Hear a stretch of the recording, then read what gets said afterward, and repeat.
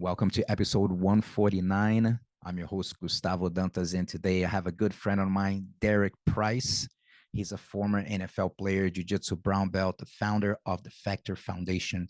We know each other for over 2 decades. He's also from Arizona. At one point in his journey, over 20 years ago, he was my chiropractor. And since then, I've been in contact and witnessing his journey, always accepting challenges. So very inspiring episode. The longest, I think it might be the longest one that I recorded so far, but there's a reason why. As long as there's good stuff going and flowing, I don't care to be long or not. It's just as long as it's relevant. So very inspiring interview. So let me give you a little bio here for Derek. Derek Price, a former NFL player and CEO of publicly traded hospitals, has transitioned from high stakes corporate leadership to impactful personal coaching and community building. Drawing on his experiences in the NFL medical field and CEO boardrooms, Derek has distilled the secrets of elite performance into a powerful, actionable success system for driven individuals. With a background in healthcare, fitness, and entrepreneurship, he founded the Factor Foundation to provide ambitious professionals with the same comprehensive plan, playbook, coaching, and team support typically reserved for top athletes, doctors, and business leaders. Married for 30 years with 3 daughters, Derek is dedicated to bringing these powerful tools to driven individuals who previously lacked access to such resources. If you're listening to the audio version, after the end of the interview, I share my final thoughts, give my 2 cents of the interview, my takeaway, and why I titled the episode, If It Doesn't Challenge You, It Won't Change You.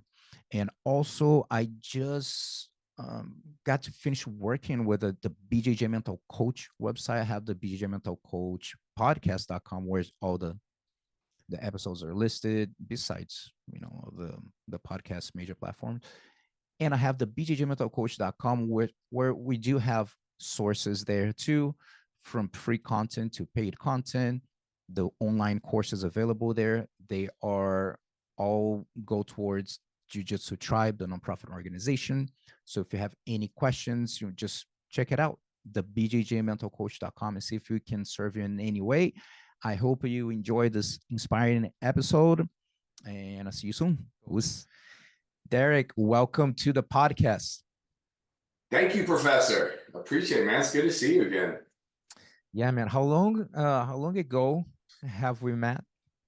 Almost 20 years? Yeah, somebody was just asking me that, and I said, we met when I was a chiropractor in Tempe, and I met you over at AAC. Mm-hmm. With Trevor and Todd and those guys, and then we met up. That had to be like early 2000, man. It was like right around the time we got up here. Yeah. That's true. I think it's maybe a little more than 20. But anyway, man, all over these years, been always able to see you always get involved with stuff. We're gonna talk about things that I've seen you doing along the way, from not being a chiropractor anymore and doing triathlon and doing boot camps. It's just have a lot of interesting things for us to talk about. But before we get into all that and talk a little bit more jiu-jitsu, just tell me what's going on with the Faction Foundation. Kind of like your mission, what was your spark to start this journey, and let's go. Well, I hope you're going to give me the full time, because it's a big story, right? It's not a quick answer, and it rarely is with me. So what kind of happened, Gustavo, is, you remember you met me, and I was at the time a chiropractor, and I had like the single office, and it was me. And over time, I vertically integrated and built it and put a lot of pieces into it, musculoskeletal and orthopedic and surgery and etc. And around about 2018, I kind of got to the point where, hey, anything on that musculoskeletal side, I've kind of been there and done it. And so I was able to, exit and go into what I wanted to be my passion, which is where I'm at now, which is go back to coaching. And we'll get into the coaching side of it, and the development and the mindset and the mind shift development, the stuff that made me successful. And my first opportunity to be a consultant or a coach to go into this space was with a company called American Addiction Centers, and they had a hospital that wasn't performing well, but it was their crown jewel. And I don't know anything about it. It's mental health and addiction, and mental health and addiction at the time is completely different, right? So if you're doing musculoskeletal, like knees and backs, that's over here. And if you're talking about depression and anxiety, like those two worlds really don't live together. Long story short, I go up there and interview. And during my consulting interview, the guy, the owner of the company, Michael Cartwright, just says, "Hey, will you be the CEO of our hospital here?" Right? Very, okay, cool. Haven't done it. And Gustavo, you know me for a long time. Like if there's like a challenge or something different, I'm like, check, let's go do that. Right? Let's go do that. Let's fill the bucket. You only live once. So I said, okay, I'm doing this. And I spend 4 years up there in Vegas, you know, literally traveling back and forth every Monday and every Thursday to run this hospital. And eventually the travel got a little bit much, and I moved to Sierra Tucson, which is the crown jewel of a company called Acadia Healthcare, which is this big $7 billion national conglomerate, like the biggest one, if possibly in the world, when it comes to mental health and substance abuse. And it was there that this all happened, right? And all of that I say to get to this story. A good friend of mine sold a business and did really well. Like for me, did really well. He put about $15 million in his pocket from selling his business. And for me, that's a lot of money. Right. And for the first 2 months, he was sending me pictures of his new Bugatti and his watches and his lake house, and that he got some cars, and just said, "Hey man, haha, look at what I got." And by the 3rd month, he called me up, and I thought he was messing with me. And he's like, "Dude, I'm miserable. I'm totally miserable in life." And I was like, "Yeah, right. I'm at work. You're calling me from your beach house, your new boat. You can't be." But he really was, and it coincided with the fact that I was going to travel down to Florida for my daughter's dance, and my wife was coming with me. I invited him and his family down.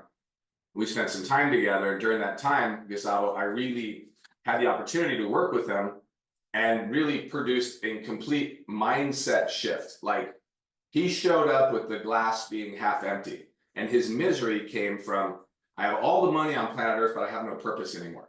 I don't need to get out of bed. He woke up one day and realized, if I sleep for 6 months, nobody would know the difference, and the world doesn't change. I literally don't have an impact point. And that really set in motion to me like this quality and quantity interchange in my mindset of like, are we chasing money? Are we chasing comfort? Are we being impactful? Because we think we're chasing money until you catch all the money. Okay, you have all the money, but you have no purpose. And I can show you people that become miserable, this guy being one of them. So we have this long conversation. I give him 4 rules. I say, "Hey man," and I think this is just common logic, and I think anybody listening to this would say the same thing, is number 1, when you don't need the money and you want to do something and be impactful, then start with the fact that do something that you love, like chase your passion. Regardless of what your passion is, chase your passion. And he agrees with that. So number 2, and his wife's on board. Do it with people that you love and you like. You don't have to be around people you don't want anymore. You have enough money. You don't have to serve anybody. Like, attract the people that you want to be around. It made sense to her. I said, number 3, I said, just make the world a better place. Whatever it is that you're doing, like just make it so that the world's a little bit better than you found it. And you'll feel good about what you're doing and so on. And then far and away, number 4 is if it monetizes and you make money, great. But money, as we know, doesn't change your mindset. You made all the money and you're miserable. So let's not chase the money every day. Let's chase the passion with the people that we love and make the world a better place. And so he literally leaves, Gustavo, after 3 days of being like, the glass was half empty. He had a road to nowhere. He was depressed to the world was his oyster. Like just, it is one of the most impactful 180-degree mindset shifts that I've witnessed in person.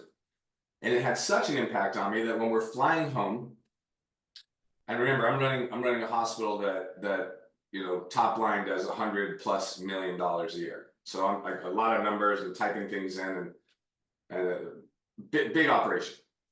And we're flying home, and my wife is talking to me, and I still remember I'm on the aisle, she's on the window, and I'm plugging away the keyboard because I got a big board meeting coming up, and we got to show my EBITDA reports and all this kind of stuff, my P&Ls. And she's like, "Hey, wow, what a great job with Dave. And it was so fun. I never see you coach, but I got to see you do this. And it was so cool to actually see you shift somebody's mind like that." And I was like, hey, thanks, baby. Yeah, thanks. And I'm earbud out, earbud back to typing. And she's like, let me ask you this question. Where are you at with your passion? And like, I was like, and it was like the toothpaste was out of the tube from there. So I kind of was like, we're great. Everything's good. We make a lot of money. They pay me a lot of money to do this job. You have all the toys that you ever wanted. Like, this is great. Yeah, we're back to it. And tried to like unhear it. Dude, it was festering for like a week, where every day I woke up and asked myself, I've seen what happens when you make all the money and lose purpose. I've seen when you're doing something without passion. And am I chasing passion right now? Is this what I love? Or am I under the thick, warm blanket of comfort? And that thick, warm blanket is like, makes me feel safe and secure. And it's a W-2 job, and it's a big paycheck, and it's more than I can spend. And at a hospital, if I just don't screw up, I'll have this job. I'll be here forever. I can do this until I'm 70 years old, retire, get my gold watch, and be done. And I decided, I don't think I'm passionate about it. And then I boiled it down and said, well, why am I not passionate? And this goes back to how we met, Gustavo. When we met, I was knee to knee, eye to eye with human beings. Like, hey, Gustavo, how can I help? How can Derek Price help you? How can I help you? And then we would collaborate and say, you have this problem. And I'd say, well, here's a potential solution. And let's go try it together. And if it moves the needle, great. And if it doesn't, let's try something else.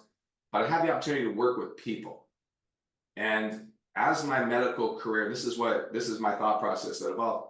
As my career ascended, right? I went from like one provider at one office to multiple offices to orthopedic and pain management in my office and physical therapy to owning a bunch of offices and surgery centers and and then ultimately the CEO of these really, really large hospital systems.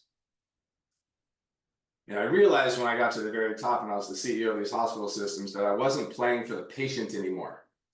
I was playing for the shareholders, and I was playing for the stock owners, and I was playing for profit. And then it dawned on me, once she asked me about my passion, I really evaluated where I was at. Like at that point in time, for me to earn bonuses, like my annual bonus, quarterly bonuses, whatever, was about how much money could I almost take away from the patient experience? How much money could I save? Hey, can we spend $8 on the patient's lunch today instead of $9? Because if I do that, I save money. And if I save money, like the shareholders are going to give me a bonus. The board's going to give me a bonus. Hey, if we only clean your room once a day, at 500 rooms or whatever over here, or 180 rooms over here, and you take that across a year, look how much money I save. And so I realized I started in healthcare to give, and I was ending in healthcare taking. And that was the success metric. I had nothing to do with patients when I was at the CEO spot. And so I just decided I don't do this anymore. And like, I'm a man of rapid action, and just make the mindset shift of, hey, this isn't my passion. I haven't fully sussed out exactly what my next job situation, career, whatever it is, but I know one thing, it's not this. And if I don't walk away from it today, I'll be thinking about it tomorrow. And if I don't walk away from it tomorrow, it'll be a week. It won't go away. It was a thought that you can't unhear, right? And it's not for everybody. I don't recommend this for everybody, because it's like jumping out of an airplane without a parachute. It's like, hey man, I don't know where I'm going to go, but I know that I have this one run at life, and I'm chasing passion over profit. And so I jumped.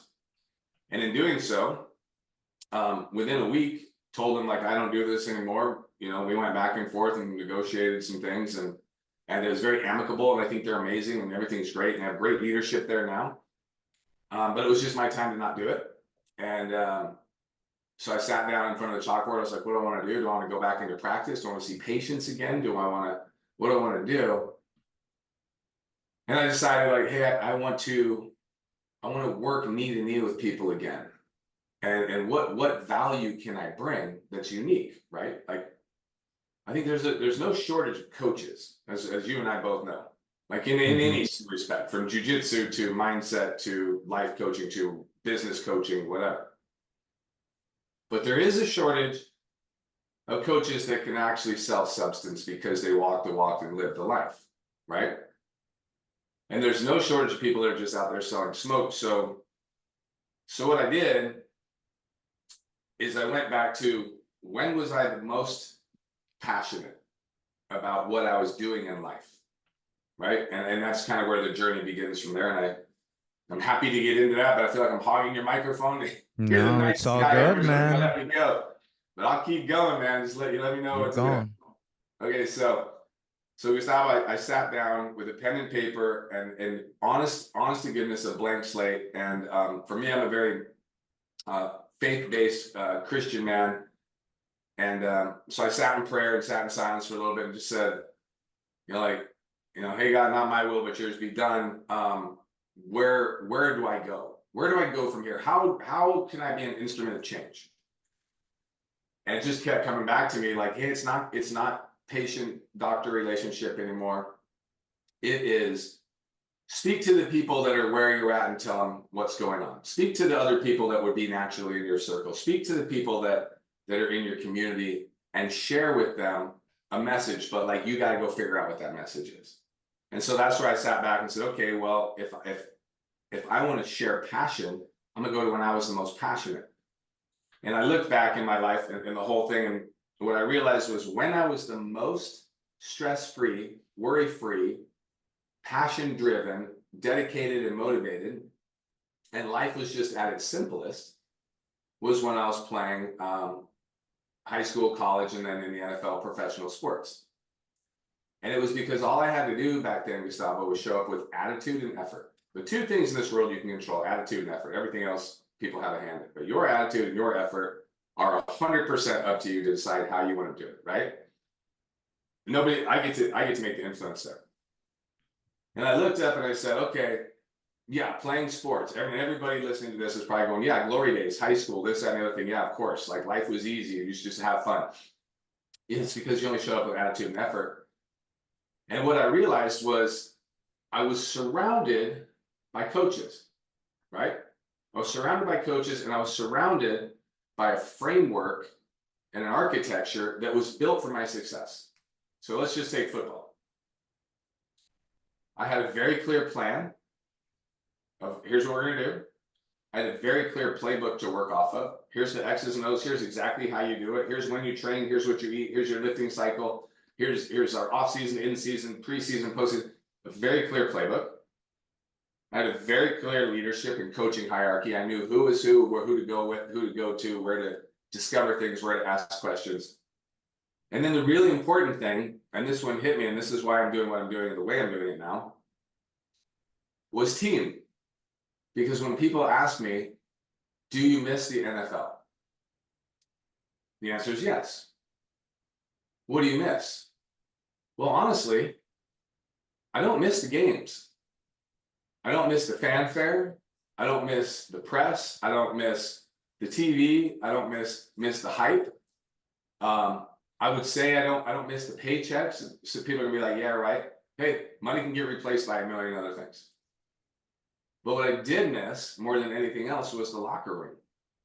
Like a group of human beings that were single focused, all going the same direction. And you sweat together, and you bleed together, and you battle together. And anybody that's listening to this that is in a really good jiu-jitsu gym, and I'm not just talking like the technical side of jiu-jitsu and how many competitors and ADCCs and IBJJFs have you won, but when you show up in that gym and you create that community, and for 99.9% of us that aren't really competitive in the jiu-jitsu circuit, like, we go to the gym because it becomes a family. We find other human beings where like iron sharpens iron, and we get to show up with removing our ego and being a little fish, big pond, and just, CEOs, janitors, wrestling together, breaking bread, hugging, fist bumping, and you look forward to seeing those people. It's that locker room mentality, like it's your brotherhood, right? And I think we as humans seek that tribal nature of brotherhood. And so what I did, I created this company called the Faction Foundation, where I take the blueprint of when I was in the NFL. Hey, I created a plan, a playbook, a coaching structure, and a team. And I took the blueprint of when I was in medical school, and I took the blueprint of when I was being a doctor about how to ask questions and drill down on something to find a solution. And I took the blueprint of when I was a business entrepreneur and I built $1 million businesses off napkins. I took the blueprint of what I learned in the boardrooms of being a publicly traded CEO at multiple hospitals and what $100 million ledger lines and staffs of 500 plus look like. And I said, I'm going to take all of that stuff and distill it down and create another program to solve for what I like to call the game of life. Because you see, think about this, Gustavo. When you play in the NFL or college or high school, you have the framework to be successful, plan, playbook, coach and team. And you're playing a game, and that game is reflected on the scoreboard. But you're really just playing for lights on a scoreboard and a piece of metal around your neck if you do really good, right? You're just playing for something that doesn't really change the world, right? You're not really moving the needle. You're playing for lights on a scoreboard. And quite honestly, outside of yourself, a week later, the next day, people really don't care. Like, nobody really cares when I played in the NFL if we beat the Bears or didn't. It doesn't change anybody's life, other than maybe a bad memory. But one day, Gustavo, like, that train ends for us, right? Whether you're military, whether you're a pro athlete, whether you're a college athlete. But one day you're in that group and you're in that locker room and you're in that infrastructure, and then an injury happens or retirement happens or you age out or it's just time to go, and you find yourself, you're off that train, but yet that train is still like barreling down the tracks. You're still friends with everybody that was on the team. You're still friends with the guys from your military unit, but like, they're off doing what you were doing. And the further that train goes, the further the relationship happens. You're still friends, but you're just not on it. And it's almost like you turn around at the train station and you go, okay, that game is over. This game, the game of life, starts here, right? And instead of being lights on a scoreboard, you're talking about bankruptcy.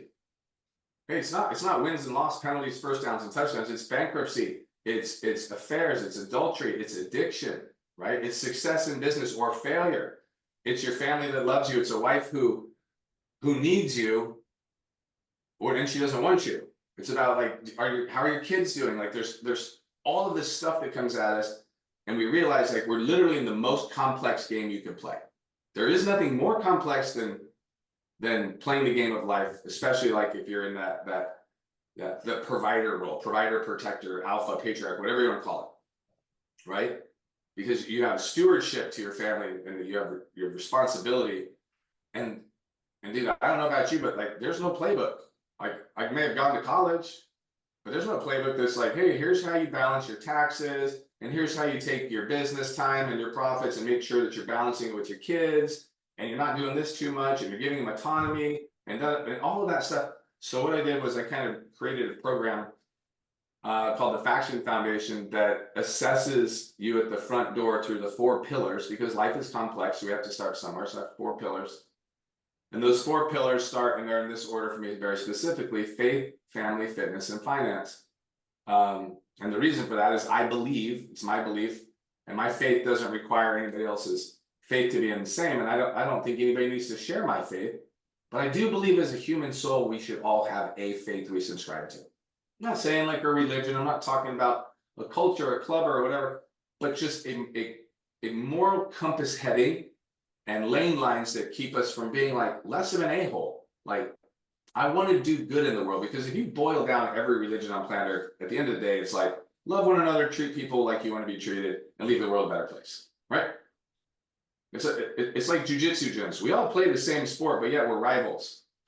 Right? It's like football teams. We're all playing football. We all love the sport. We're all playing under the same set of rules. We're all trying to score touchdowns. We're all trying to go to the Super Bowl.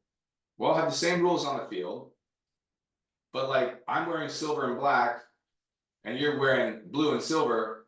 So now we have to hate each other at that level. And we forget, like, time out, we're football fans, or football. Like, we're the same thing.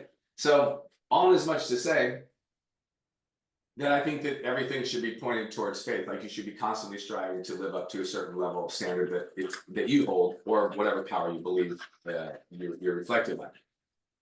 And but next to that, And second to that is family. And for me, family is my foundation, right? Family is my why. Family is the fuel that allows me to go do what I want to do. Family is the reason that I get up. Family is the one thing that you would sacrifice everything for. And again, my definition of family isn't just the nuclear family, because we didn't all have that. I didn't have a dad growing up, so I can't say it has to be mom and dad and kids. My dad died when I was really, really young, which is a whole nother mental health podcast. But to that end, like, family are the people that you love, and the people that you want to be around are the people that make you strive to be the best version of you, right? That's your family. And next to that, and underneath it, I believe you have to have fitness. And I think fitness is a part of your life. I think it's twofold. I think you have physical and mental fitness. Physical, because I want to be the best version of myself, most impactful, most resourceful. Like, hey, listen, if my neighbor's car is on the side, or if I see a car on the side of the road with a flat tire, man, I want to be able to jump out in the heat and help them out, right? It's not just like, hey, I want to look good in a t-shirt, or I want to go alpha beat somebody up, or I just want to see if I can bench 300 pounds to do it. No, I think fit human beings are just more valuable to society. So be valuable. And then, having gone over to the mental health side, I have a complete and new and deep respect and understanding for mental health, right? Like, I didn't know what depression and anxiety was. And quite honestly, if you're an addict, I was like, well, that's your choice. Just don't be. Here's your answer. Don't be an addict. Like, oh, you're an alcoholic? Okay. Well, don't drink tomorrow, and then your disease goes away. But like, unlike a cancer patient or diabetes, they can't say like, oh, I'm just not gonna have cancer tomorrow. And I honestly used to think that. Listen, and I understand it's totally different. So anybody that's struggling with addiction, like, huge fist bump to you. Stay with it. I understand it. It is a disease. It is your mindset. And everybody that's in the world knows that we know that you don't want to be there. Do your best. Depression and anxiety. Oh, just think happy thoughts.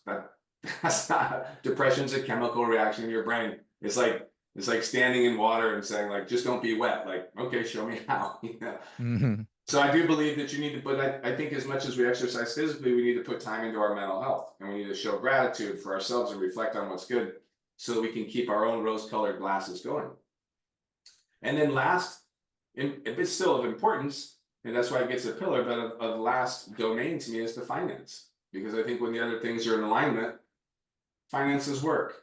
And I've seen the other side of it far too many times. I have friends that have more money than they'll use in their life if they stood in their garage and start burning it all day. And they're miserable. Now, does that mean every rich person's miserable? Of course not. What a silly statement. But I will tell you that money doesn't by itself create happiness. And yes, I know being able to pay the bills also does buy happiness. But you understand what I'm saying? So I put those pillars together. Deep dive assessment, plan, program, playbook, wrote my own book on how to do this whole thing that we send out to all of our people.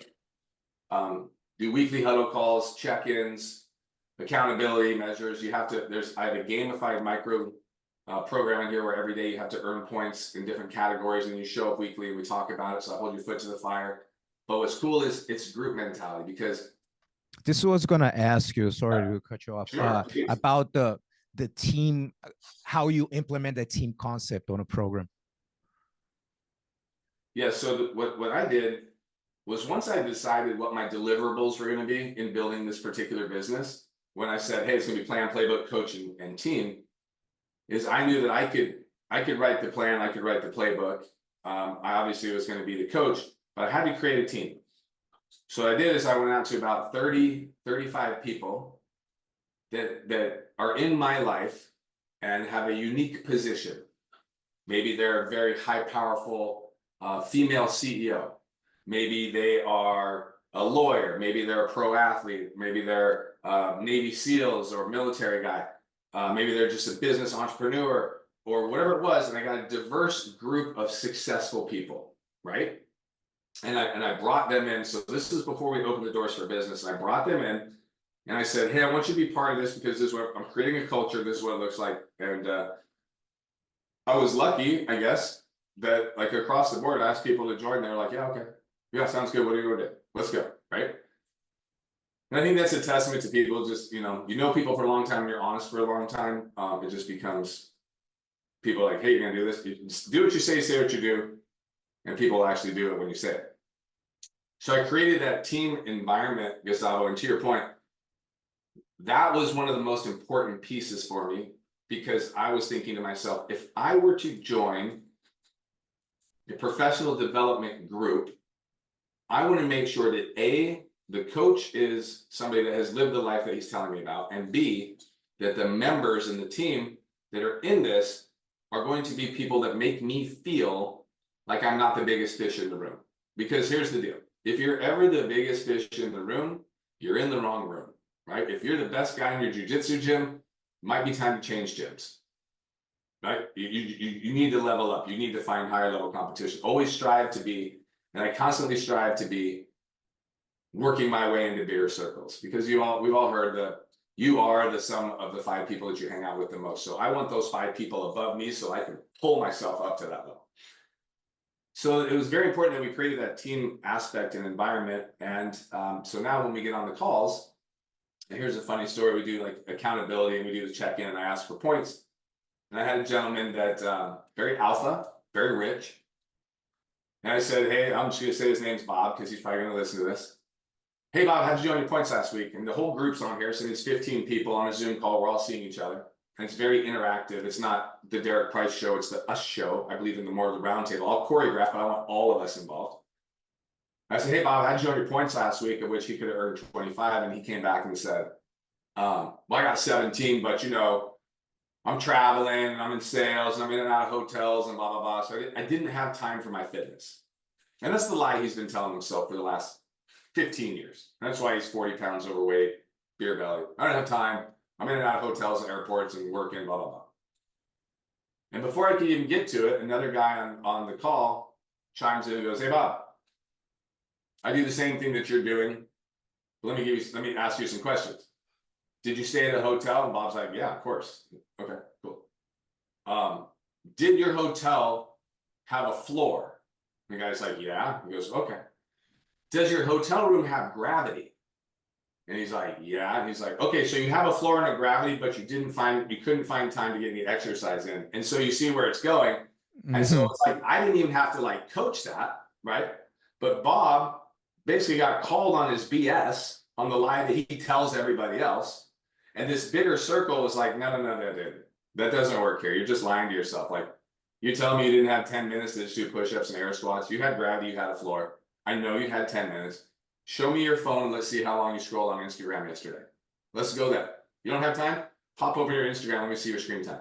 Oh, 2.5 hours. Okay. Yeah. Clearly you didn't have time for a 10-minute workout. Yeah. Mm-hmm.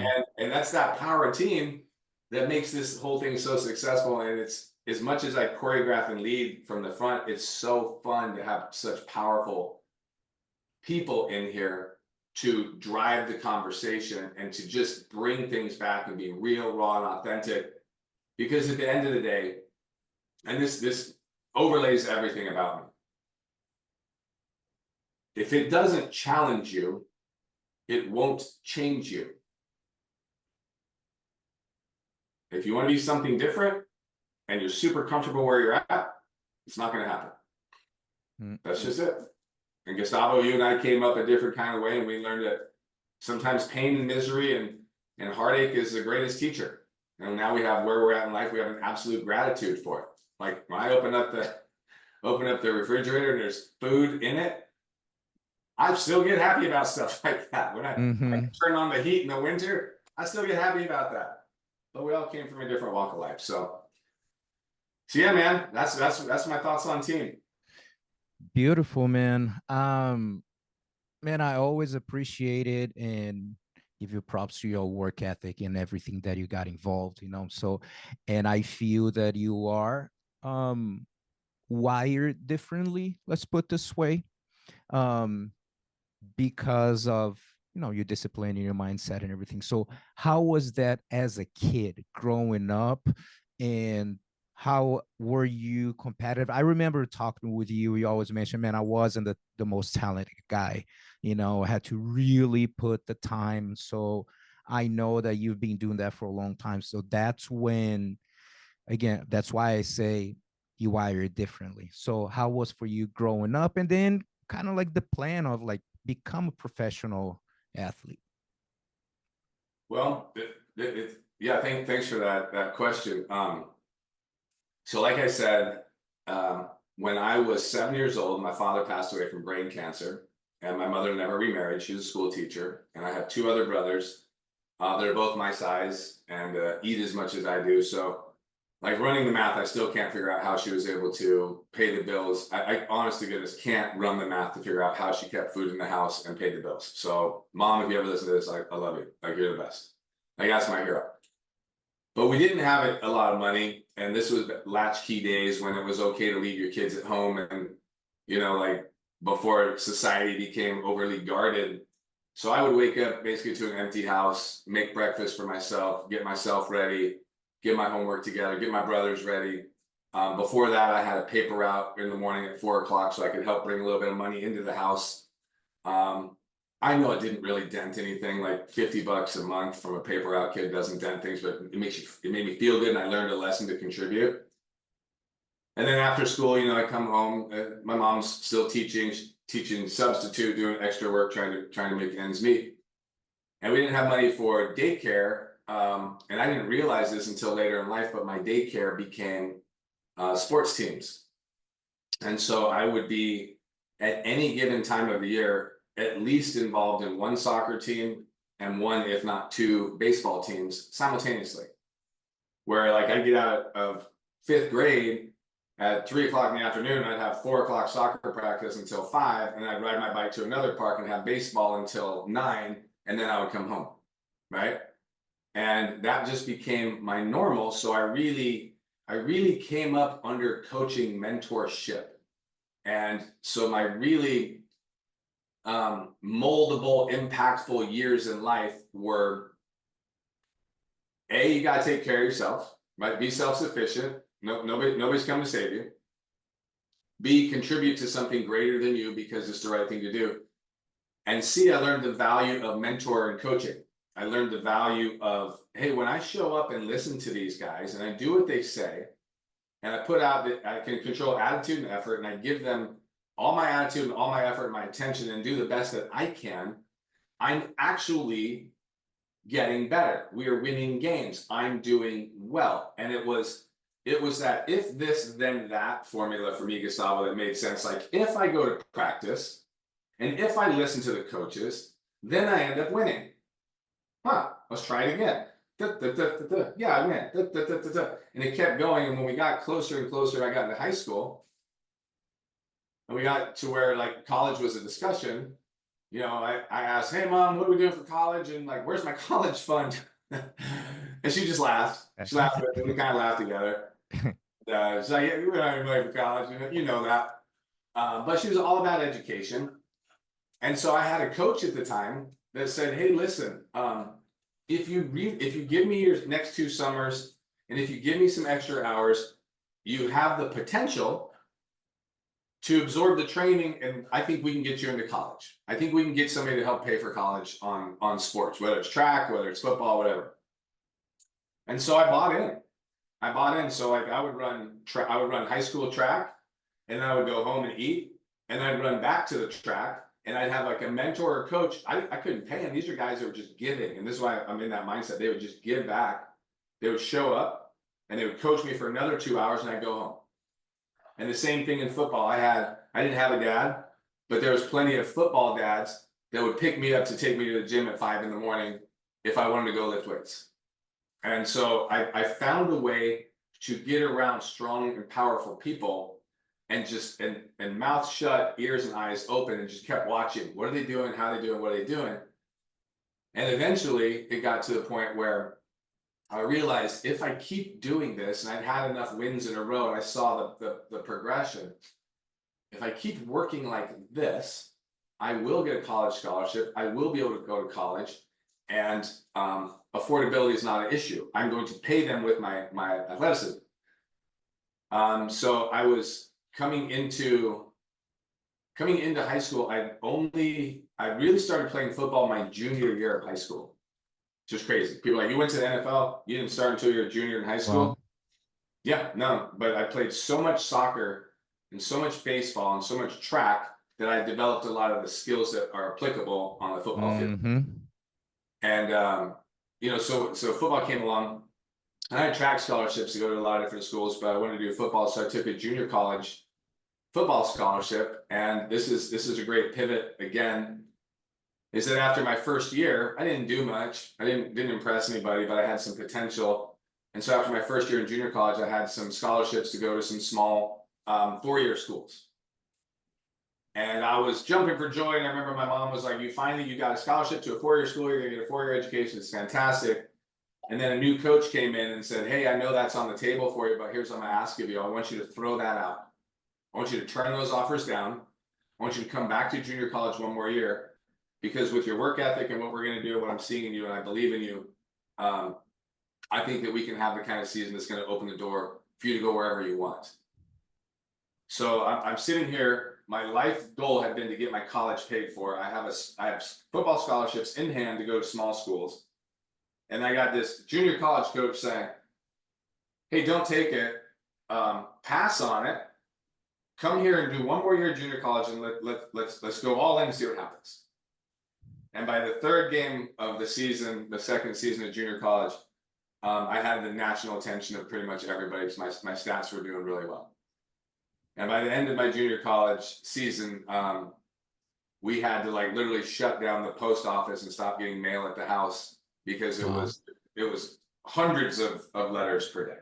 This was before emails and Snapchat and Instagram. It's like, you remember when you used to send mail with a stamp? So and so I was fortunate. I got my choice, and I picked the University of Iowa, and I went and played there, and got my degree while I was there, graduated on time, and went on to the NFL from there. But yeah, so that's kind of the mindset of how I got into it. Was it probably wasn't by choice that I would say I'm super very glad. Organic. Everything just very organic. Yeah. Yeah, it's like one thing flows into the next, right? And it's just been my life. You mentioned something that's super interesting about how you played a lot of different sports, right? And so you have two approaches, the one that since you were born, you do one activity, you did the multiple. Have you heard of the book called Range by David Epstein? I have. Epstein, yeah. That he talks about this, right?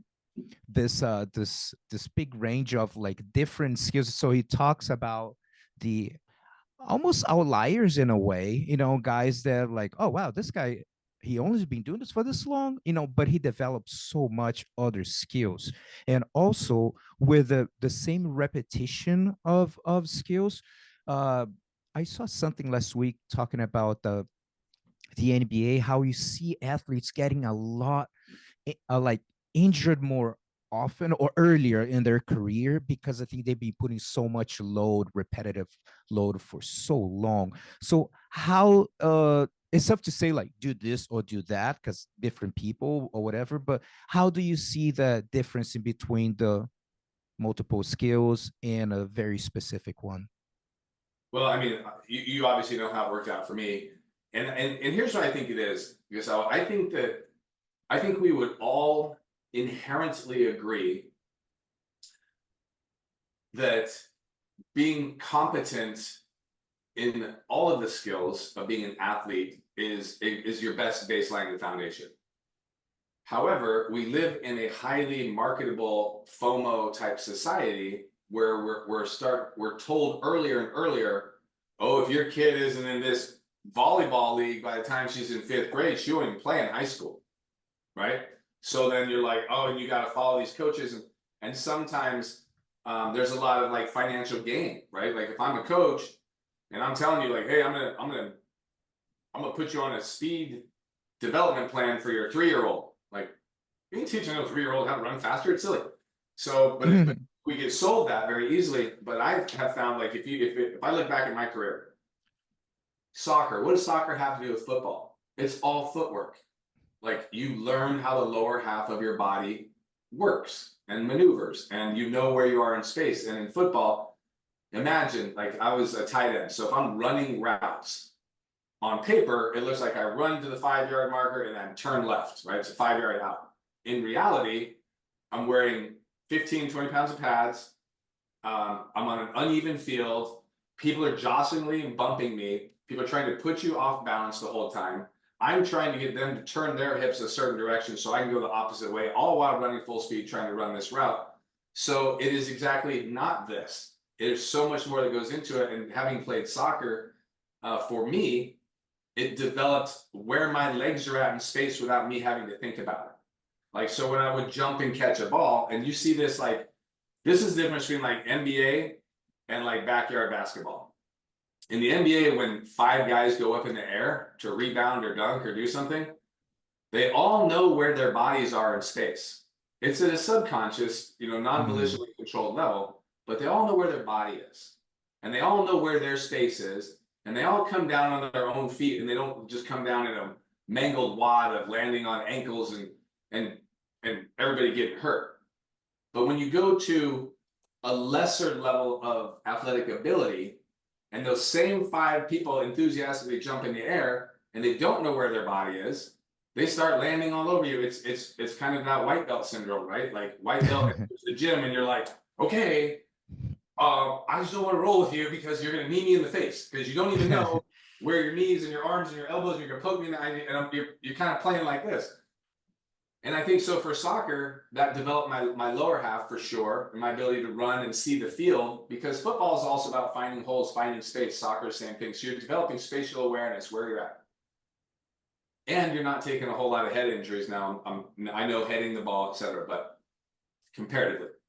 And in baseball, because we didn't have video games back then, my mom made a simple rule on the weekends. If you're in the house, you help me clean. If you're outside, just be back before the street lights come on. So what do?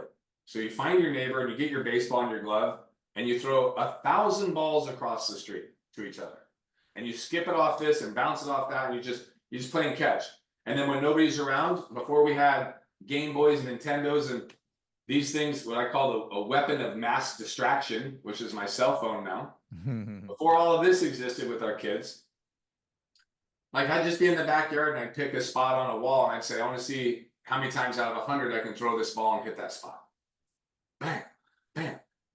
I want to bounce this ball off the ceiling and see, can I catch it 1,000 times with my right hand and 1,000 times with my left hand without dropping. Boom, boom, boom, boom, boom, boom. And just playing those games developed the hand-eye coordination, the physical conditioning, the spatial awareness, understanding where my body was in space, which really makes us great athletes, and put me in a position where you could put me into football and say, okay, well, let's just make him bigger and stronger because he already has the aptitude to perform the skills. Let's teach him, hey, this is how we catch the football instead of a baseball. Here's how you run a route with your pads on versus in soccer. Here's spatial awareness, the same. It was a very small transition, right? Like it wasn't like I have to go learn the sport of football to be a football athlete. No, I became a football athlete by climbing trees, by skateboarding all the time and getting like crazy fitness. We used to skateboard 5-6 miles a time. Soccer, baseball, all that kind of stuff, just roughhousing, etc. And when football came around, it wasn't a skill set that I had to learn. It was more of like, what are the rules and how do you do this and what's the objectives and the schemes and the plays. So all in as much to answer your question, I believe, because it was my background, that the more diverse the cornucopia of athletic skills that you can bring to the table, the more versatile you are, the more adaptable you are, and the more easily you can adopt a new sport, and that you will transfer all of those skills into where you're going. And if you were to go to the pro, if you went and talked to football pro NFL athletes, you would be shocked to find out that a very high percentage of them didn't even start playing football until towards the end of high school. They did not start at age 3 in Pee Wee, and then they just became this uber NFL athlete because of such. Let's be honest. There is a certain degree of like, you just have to have the physical size. You have to be born with the physical speed. Like that's just a fact, right? Yeah. Like, it's hard to play linebacker if you're 5'2", 240 pounds, no matter how great of an athlete you are. It's just hard. But in talking to like my friends at that level, they would all agree. And when they grow their kids up, they're the first ones. They're like, I don't think you should just put them in one thing. Now, what I have discovered, and this is just my own anecdotal, no science to it. When I find parents that maybe didn't have the same athletic background that I had, or people in my group or whatever, they subscribe to, I need to get Jenny onto this club's traveling soccer team at age 3, and it's nothing but soccer, and it's soccer, because that's how she's going to make the high school team, and that's how she's going to make the U.S. Olympic team. Or this 5th grader, this is how my kid's going to be in the NFL. Look how fast he is. And I want to tell these people, like, hey man, dude, the odds of getting paid to play a sport are 1 in a zillion, right? And it's not just being an athlete, but like everything, right place, right time, no injuries, life. There's so many variables that go into that I really try and sell people on. Play the sport for the sake of being competitive and having fun. And if the next door opens, man, that's great. But if it doesn't, that's not a failure. You're learning life lessons. You're shaping you. You're having fun. You're getting experience. And not everybody's going to play in college, and not everybody's going to start on the high school team. And very few people are ever going to get paid to play this sport.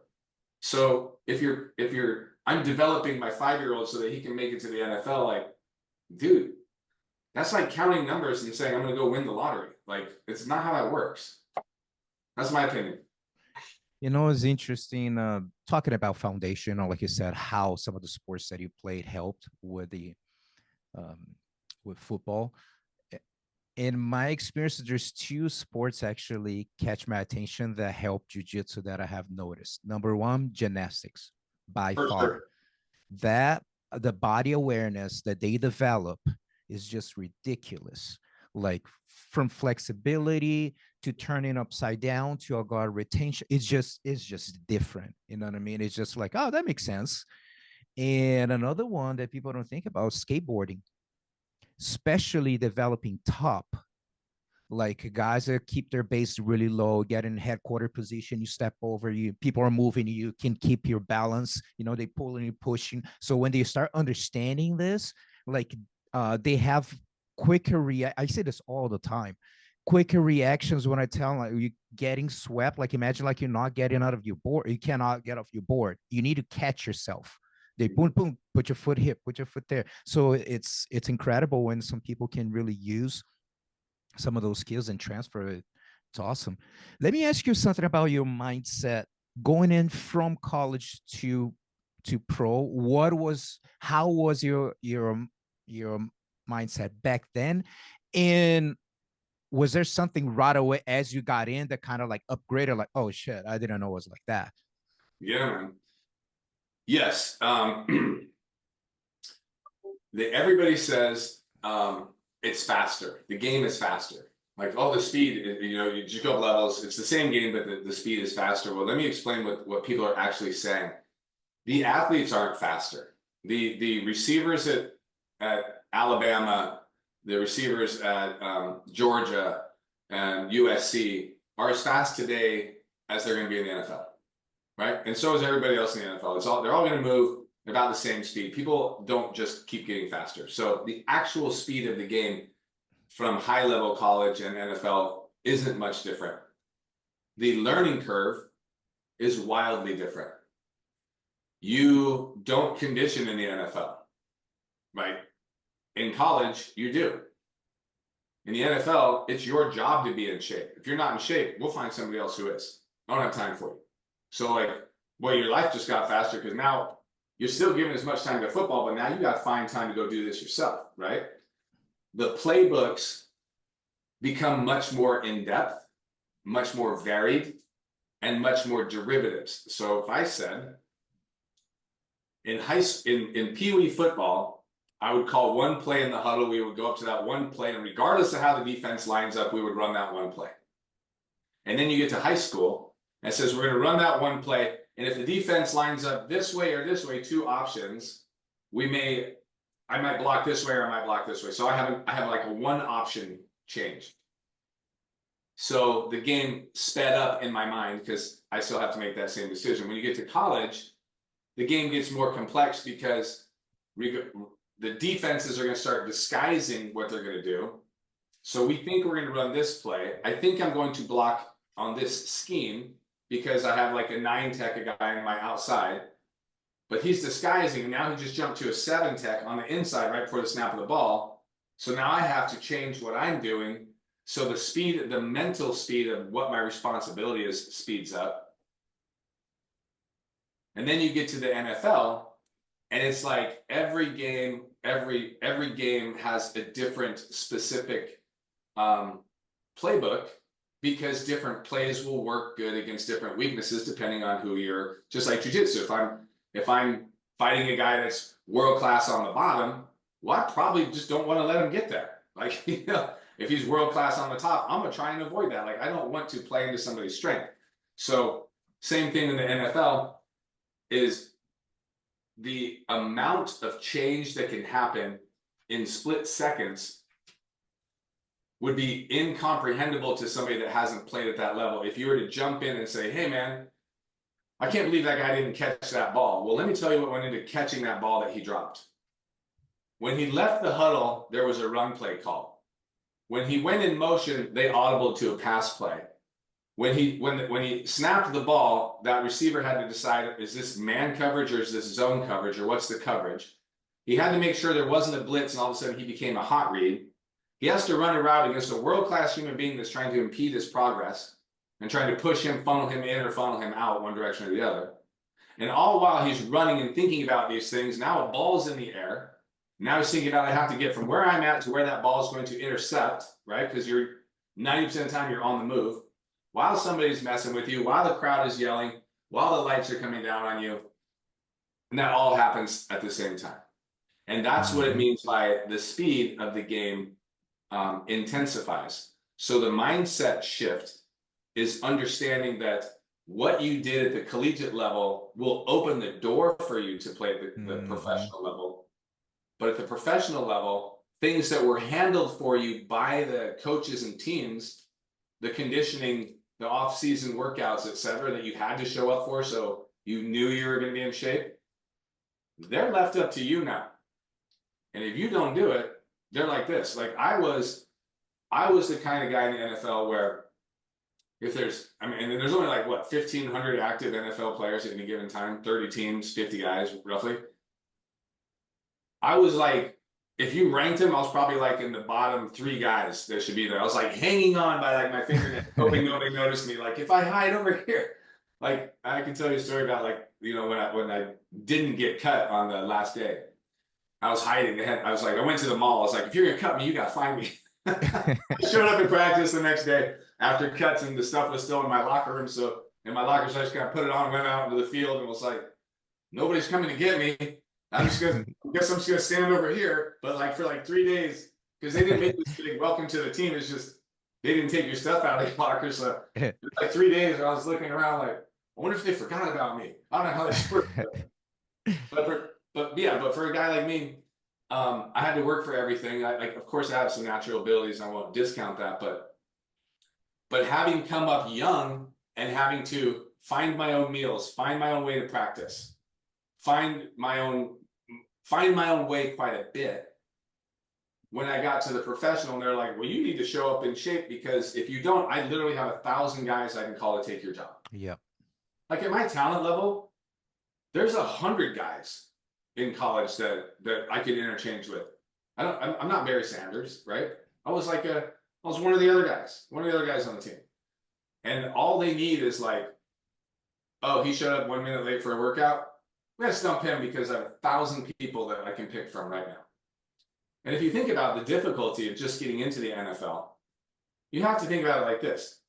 Like right now, every roster is filled.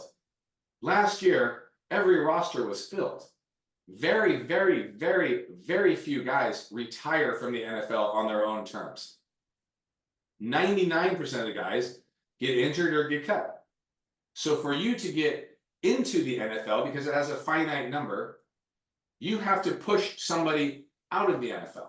There's not just new seats added every year. It's, hey man, the rosters were filled and all these guys are now veterans. Oh, you want to come in as a rookie? You have to push somebody out to make a spot for yourself. Now, if you're a top draft pick, they make the spot for you. But after like the 3rd round, it's kind of Jesus take the wheel sometimes. Like good luck, man. And sometimes you're amazing, but it's a numbers game. They need to keep 2 defensive tackles and they only want to keep 2 tight ends. And then you go over here and I keep it one defensive tackle and I have 3 tight ends. So good thing you tried out for that team. So yeah. Yeah, man, I tell you what, to definitely be a head coach it has to be like a massive job of like how much of an incredible leader you have to be to manage all the coaches, not even talking about the players, all the coaches that everyone is doing their job, plus you're taking shit from a president or the CEO or whatever, plus press of, uh, pressure from press from fans. It's a hell of a gig. I don't know. It's funny in Brazil soccer. I don't know if you know much about it. They change coaches like it's not working. 3 weeks later, like, all right, you're gone. We got to blame someone. And then, all right, let's bring another coach. So in Brazil, it's like ridiculous. When someone stay there for a year, it's like, wow, did you see that guy? He stayed for 1 full year. That's rare, by the way. It's crazy. Yeah, so I played with Hayden Fry, legendary coach in college from University of Iowa. As a matter of fact, if you ever saw, like, you're old enough to remember that show on TV, Coach. All of that stuff is all Iowa Hawkeye stuff. That show was modeled after Hayden Fry. So Hayden didn't coach the players, and a lot of head coaches don't coach the players because they want to be good cop. They want the players to love them, buy into them, buy into the mission, and it's hard to hug you and whip you at the same time, right? And that's where really good position coaches and O coordinators and D coordinators, and especially strength coaches, are so important in a good program, because they have to be the disciplinarians. They're coaching the players. They're breaking them down. They're calling balls and strikes. Like, if you F up, they're going to call you out. Your head coach during a game, that's what you see on TV, but usually during the week, the head coach is 30,000 feet watching, and he's coaching, he's marionette puppeting overseeing the coaches. Hey, coach, I need more over here. Coach, I'll show me Jimmy. Hey, put Bob in over there. Hey, let's run this defense over here. And then he's allowing that executive decision-making to go to the coaches, and then the autonomy of them to give it to the players, which then lets the coach feel more confident in what they're doing too, right? So the head coach develops the assistant coaches. The assistant coaches manage and really shape the athlete, and the head coach to the athlete maintains mostly that positive, I'm here for you, I'm a politician, I'm the mayor, I'm the governor, let's talk about your family. And then behind closed doors, he might be like, yeah, cut this guy, he's terrible. But in public, hey man, how's the family doing? How's your mom doing? Like, hey, how's Arizona Heat going? Oh yeah, coach, oh yeah. And you think, that guy cares about me, he knows me, he sees me. And then you turn around and your position coach is like, you're terrible, you suck, I don't even know why you're on this team. Blah, blah, blah, blah, blah. But yeah, man, the job of a head coach, Gustavo, like, dude, you gotta be the president, the governor, the mayor, world-class trainer, you gotta be a shrink, like, you gotta be a fundraiser. I mean, and you gotta coach the sport. Like, it's just insane all the way around. So let's talk about injuries, and because that's something that you went through too, and football is brutal. Sometimes people don't know, or even sometimes Brazil, people don't talk much about football. And then I say, like, football is I say way more aggressive than MMA. People are like, are you out of your mind? They're like, dude, football is brutal. It's like a freaking car accident. You don't know it's about to happen. And when some of those guys get hit, you have no idea there's a truck coming, like, so that in MMA, I mean, yeah, you punch, but like football, it's, man. So like you said, most of them end up just stopping, not by choice, right? So I know there was a tough moment in your journey. So I just want you to share, how was that experience, and mentally overcoming that major shift, because it's everything now. It's your career, now it's your health. So tell us more about it. Yeah, so I'm in the NFL, and I had been fortunate that I had a couple like broken ankles and ribs and things like that, and fingers and toes, nose, whatever. But honestly, that's like a jiu-jitsu gi player with bad fingers. Like, everybody has that. Like, everybody's fingers hurt, so we'll just go there. So I get to the NFL, and I'm running down on a kickoff one particular game against the Bears, and back then we used to, they would actually bounty and bonus you, like if you could break your face mask or do something like that on a kickoff on a special teams, like you would be applauded. Like it was something that we sought after. I want to run, like I'm 270 pounds when I was playing in the NFL, 265. And what year was This around was that in time? 96, 97. Okay. So a long time ago. So most of your listeners were like not born yet, but so like we would imagine 260, 270 pounds running full speed. And I was running like 4.5, low 4.5 back then. So pretty fast. And all I wanted to do was put my forehead into your forehead with you running at me at your full speed at 250, 260 pounds. Like that's the brutality that you're talking about. And that's why we all have big necks. But one time I did that, I left my feet to launch. It was called wedge busting. So this is when guys, they can't do it anymore, but the return team would stick 3 or 4 guys together and build a wall and literally go arm in arm.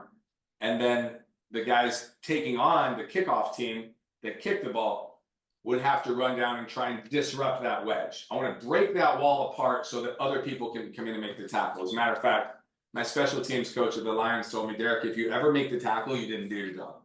Your job is to run down as fast as you can, throw your body, reckless abandon, and just blow that wall up like you're a grenade. Check. Good copy.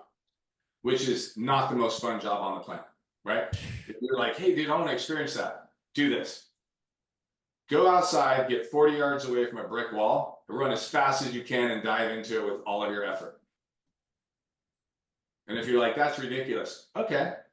Watch what happens when a football player gets hit when they're running full speed and all of a sudden they go backwards. Find another way to get hit and go backwards from full speed forwards. That's what it feels like. So to your point, there's a just massive velocity. Force equals mass times acceleration. A lot of mass, not a lot of acceleration, a lot of force. The bloodiness doesn't compare with MMA and the cuts and the gruesome head cuts and things like that and the knockouts. But just the physical force is hard to overcome 2 world-class athletes smashing their faces. So anyway, so I run down and I take a hit and I get off my feet and I can't feel my shoulder anymore. And it's all numb. It feels like a lightning bolt, literally like it's on fire. And I go to the sideline. And back then we were paid each week. There was no guaranteed salaries. So if you got cut on the 15th week, then you got 15 out of 16 paychecks. You got 16 paychecks. You get 1 paycheck every week in the NFL, 16 seasons back when I was playing. And if you got cut week 10, you got 10 paychecks and then that was it. You didn't get your whole salary. So there was never a safe time after you make the team to be like, I'm hurt, can I get some help? So I go over to the sidelines and I'm like, dude, I can't feel my arm. Like it's numb and tingly. But again, I'm lucky in my mind. I'm like, I'm lucky to be here. I had been playing just about every game as a rookie. I'm on the field, starting a game against Green Bay, which is my first, very first play, which is a whole mindset thing I'll go to in a second against Reggie White. But on the injury side, the bottom line is I had broken my neck. And I played 4 more games and didn't tell anybody, because of the fear of if I tell somebody I'm hurt, this dream goes away. It's just not that good for them to rehab me. They just go, oh, broken, you out. You 500 guys that can do that guy's job, and one of you isn't. So I didn't say anything. So the very last game I played in, and I played the whole game, was against the 49ers at Candlestick. Back when Candlestick was. And we didn't make the playoffs. No surprise. I was on the Lions. Fair, no surprise. And on the flight home, they do the exit interview and they go, hey, is there anything that you need the doctors to see, or can we check you out as being healthy? And then you get to be released for the off season. No, I'm totally good. Couldn't even turn my head. It's like, no, I'm doing fantastic. Everything's great. Couldn't feel my arm. It was on fire. No, everything's God. And some of the veteran players knew that I was hurt, and they were like, this was back in the Vicodin days, and like it was ugly and dirty. But it kept you on the field. And I think it's a terrible idea not to. So the off season comes, and my agent renegotiates a multi-year deal. I had done really well. I had exceeded expectations. They gave me a multi-year contract. Excited to bring me back. They're working me into the game plans a lot more. Hey, this is really like rookie, I got on the field pretty much every game, played not just on special teams, but as tight end. And now, like, I did enough to where, like, hey, I'm starting to start factoring in here. Which is another funny story about how low I was on the totem pole. I'll segue real quick because this is funny. There was one game against Minnesota where we lost. And on film, our whole team's in here, dude. And this is a mentality thing for you. The whole team's in here. And we're watching film. And, like, I'm feeling myself because I'm on the field and I'm playing. My ego may have got in front of me a little bit. And there's a play where I release deep down the seam, down the hash marks, and literally the safety split, nobody covers me. I'm all alone by myself, like walking down the field like this. Like if you threw the ball in the air, it's a very easy 30, 40-yard touchdown. And I go, they should have thrown me the ball. Bro, my head coach, pause the video. Who said that? That was me, coach. Who's me? Derek Price. I don't recognize your name. Say it again.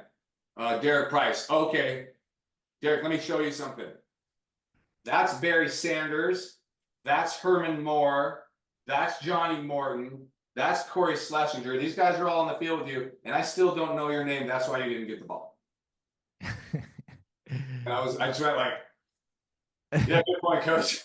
Cold-blooded. Like, just ruthless, dog. I just told you how head coaches are nice. Ruthless. But check this out. I had a locker next to Barry, and we had a good relationship. So, like, 5 plays later, I blocked somebody and did a good block, knocked somebody over, whatever. And it's silent, and Barry goes, that was a really good block, Price. And the head coach, listen, there's different rules for different players. Derek Price, dude, whatever you want to do. Step on him. Barry Sanders, he'll show up late for practice. It's like, Barry, we're glad to have you today. Come on over. Matter of fact, I'll get you some slippers. You know what I mean? Derek Price isn't there 10 minutes early. They're like, you're cut. So anyway, so I get injured. I go home for the off season. I come back for the first OTA, which is an optional training camp. I signed a multi-year contract. Real excited. And I walk into the training room. Everybody's like, hey, Derek, what's going on? Good to see you back. Blah, blah, blah, whatever. Because I went home to Phoenix for my off season. And I came back and I'm still 260 something pounds with a, my right arm's like 19 inches and my left arm was down to like 12. Because all of the nerves in my neck, shoulder, my tricep had died and my arm just sat here and would shake just like this. I couldn't really work it. I couldn't move it. And it just atrophied down to almost nothing. And the trainers looked at me and they're like, well, what in the hell is wrong with you? And I was like, what are you talking about? What do you mean what's wrong with me? Let's go practice. And they immediately did some tests and MRIs. And next thing I know, I was in Los Angeles, where I got to meet Shaquille O'Neal, which is a cool thing, and spend an hour talking to him. In case you guys don't know this, there's such things as VIP hospital levels on certain hospitals. I didn't know that. I got put on one. I was with Lottie Divac and Shaquille O'Neal, and talked to Shaquille O'Neal for an hour and walked away from the conversation saying, I don't know if I understood a single word that he said. So it was super awkward. But anyway, so I have the surgery, but before the surgery, and this is a life pivot for me. This is what got me into like this. I think, Gustavo, when I look at my life, I have a lot of like big pivots. Like I was going this direction and it's just like, boom. And now I'm going that direction. It's just like, boom. And now I'm going that direction. And so I'm sitting there with the surgeon. This is a world-class spine surgeon who had literally just seen Shaquille and Lottie Divac in front of me and then give it to me. So I know he's good. And he's showing me a picture of my neck and he's showing me from the side. It's called a lateral view. So I'm looking at you this way. And a normal neck has like a 35-degree, 40-degree curve so that it's built to absorb shock as it carries your head through life, right? Like a shock absorber. Like if your hand is like this, it'll bend. And when he showed me my picture, my neck was straight up and down, totally vertical, and even bent a little bit backwards. So he's like, hey, when you're getting hit, there's nowhere for that force to go. And so this just exploded. Okay, makes sense. And then he looks at me and says, yeah, with a neck like that, you should have gone to a chiropractor. You wouldn't be here in this room right now if they could have rebuilt that curve into your neck. Like a dentist would straighten crooked teeth, right? Same thing. And I, being arrogant and just unknowing, to the world, didn't know anything about chiropractic, had some family that were medical. So I went with, yeah, I'm right, doc. What are you going to put, like chicken blood or in my ear or crystal on my forehead and chant over me? Ha, ha, ha, chiropractors. Ha, ha, garbage, bullshit. And this doctor, I still remember, dude. I remember what he smells like. I remember what he looks like. I remember the room. I remember what's in the room. It was this profound. Takes his glasses off and looks at me. And he's probably like 5'5", 140 pounds. He goes, that is a very naive statement. Puts his glasses on and walks out of the room. And I was just like, did I just offend the dude that is literally cutting my neck open tomorrow morning? Like, what's going on here? Like, so anyway, that stuck with me. Fast forward, I do the surgery. You can still see the scar here. I have plates and screws in here. They rebolt it together, use the cadaver graft, whatever. I'm in the hospital for a week, wearing the halo thing and all that stuff. And I go back to Detroit, and my goal is like, hey, let's rehab from this and let's continue playing. And the doctors check me out, and the insurance companies come along and look at me. And all of a sudden, Bobby Ross, which is the new head coach, it was Wayne Fonts, calls me in his office. He goes, hey, son, we need to talk. Never a good thing. Just if the head coach calls you your office, either you're the best player and you're getting a raise or you're getting cut. It's A or B. There's no like, hey, I just want to see how you do. So I walk in there, and I'm like, hey, what's up, coach? He's like, Derek, here's the deal. I will never put you on this field to play this game ever again, regardless of what anybody around me says. Because if you were my son, I would not let you play with the screws and bolts and plates that you have in your neck the way that you particularly play this game. That is never going to happen here. So I'm going to give you some options. And I'm glad that he just went right to it. He goes, you have a multi-year deal. I will honor that multi-year deal. And you can ride around with the team for the next 2 to 3 years and sit on the sidelines and be at the press junkets and be at the games. You're going to be on the injured reserve. You're going to sit on the sidelines. But you can live out that dream and travel and be part of the entourage. Or we shake hands and you get on with your life and whatever you're going to go do. And this probably happened in a span of about 4 seconds, but in my mind, I feel like I played out 2 full universal scripts. And I said, Coach, I appreciate it. I can't be an entourage guy. I think my story ends here. He said, I respect that. And I shook his hand and got on a flight later that day and flew back to Arizona. Spent 2 days in Arizona going like, WTF, what do I do now? Like, what's the play? And I said, I'm gonna go check out this chiropractic thing because that doctor like hit me so hard that I just need to know what this is. And how old are you? I was 23, probably 23, 24. That's young, man. And so I walk into a store called Preferred Chiropractic, which is McClintock in Guadalupe. And I say, I don't know what you guys do, but who's the doctor and can I talk to him? And I meet Dr. Jeff Klaus, who ran the place. And I'm looking around and like, there's people working out. It's like a gym in here. Everybody's happy. It's positive. Blah, blah, blah, blah. You have my interest. I meet with him for a couple of days. He says, hey, man, you want to go do this? This is how you do it. I call some chiropractic schools. They tell me, hey, you need a couple more classes. We know you got a degree, but you need some sciences. I said, okay, I'm going to do that. So within a month, within 30, I think it was 28 days from the time I left the NFL, I packed up my truck and moved back to Iowa. I had already graduated, but I had to take some OChem and some physiology classes because I didn't get a science major. And so my wife Heather's just like rogered up for it. She's like, let's go. And we went. It was a 1-month turnaround, and I took another year worth of school there. And then the year after that, I started chiropractic school. And fast forward, Gustavo, you and I met in that very clinic on McClintock. Yep. And Guadalupe at Preferred Chiropractic, where we were dealing with your injuries when you were ADCC and your elbow this and your shoulder that, and now since then, and like my jiu-jitsu journey, like people are like, you know, I started with you. You were my first professor, as you know. I saw my original white belt that I got from you. I still got my original gi, my patches, my Novu Meow, like all that stuff. Like I keep it treasured. Nope, I don't even wear it because at this point in time it would fall apart.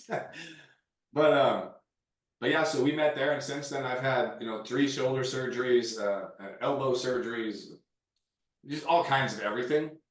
And but I just keep showing up. So Man, that's how injuries pivoted me.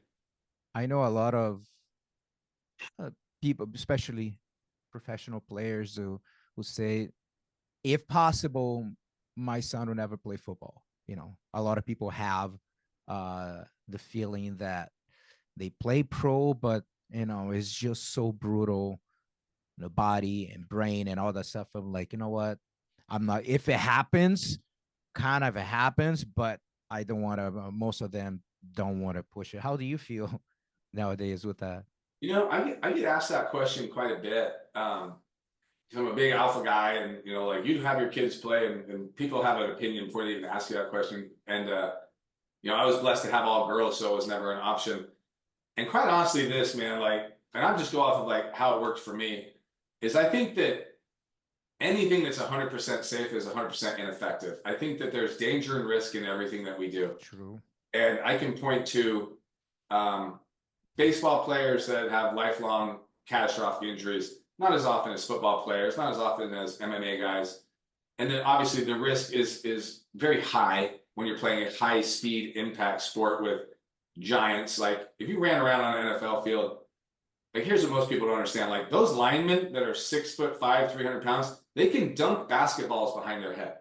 Oof. And they're faster than you are. Oh, I'd run from him. No, he will run your ass down. That dude runs a 4.7 at 300 pounds. I don't believe it. I don't know how to explain this to you, but that's why he gets paid $3 million a year and you don't, because it's just different. To that point, Gustavo, would I let my son play if I had a son? If that was his passion, I would get behind follow your passion. Of course, as a dad, I would be like, if there was a less violent option, like if he was equally good at soccer and football, or baseball and football, I'd probably try and push for the sport that has less. And it's not the bones and joints we can fix, right? Like, you blow your shoulder, I can fix your shoulder. You blow your knee, I'll show you tons of soccer guys, knees, ankles, whatever. But it's the stuff that the closed head injuries that concern me. And I sadly, and rest in peace, have too many friends that played football that have taken their own life because they started losing control of who they thought they were. And it's sad. Yeah, so just closed head injuries are a real thing. And we went to that movie premiere for the NFLPA Players Association, had all of us go. There's probably 60 of us, red carpet, whole thing up in North Scottsdale, to go watch that movie, The Concussion, or Concussion with Will Smith, if you remember that one. That changed my whole kind of mindset about the NFL. Trust me. That was pivotal in my life as far as like what, even watching, I kind of lost a lot of interest, man, in the NFL, honestly. Gee, here's what happened. So NFLPA hooks us up with all these press junkets. There's like, I don't know, 100 different reporters, red carpet. I was there because I'm lucky and I live in town, so they invited me, but it was like, the Jim McMahons and, like big names, a lot of big names there. And the play was, there was like a happy hour, and it was at one of those places that's a movie theater and a restaurant type thing, up in West Pasadena, like in Kierland. And they're like, okay, so we got to meet some of the press, but it was real loose. And then we're all going to go watch the movie premiere, and then we're going to come back, and there's a line, we all go through this big circle and do different interviews for different news stations, radio stations, magazines, TVs, whatever. We watched that movie, and myself and probably of the 60 players and their families or wives that were in attendance, I'm going to go with 40 left through the exit and didn't go back into the restaurant because it was so real and depressing. And I did get follow-up interviews about why wouldn't you want to know if you had this brain injury? I'm like, is there anything you can do to fix it? And they're like, no. Then I'm like, absolutely not. Like, why would I want you to tell me, hey, we took a picture of your brain, you have CTE. Okay, cool. Can you fix it? No, we can't do anything for it. Oh, thanks for the heads up.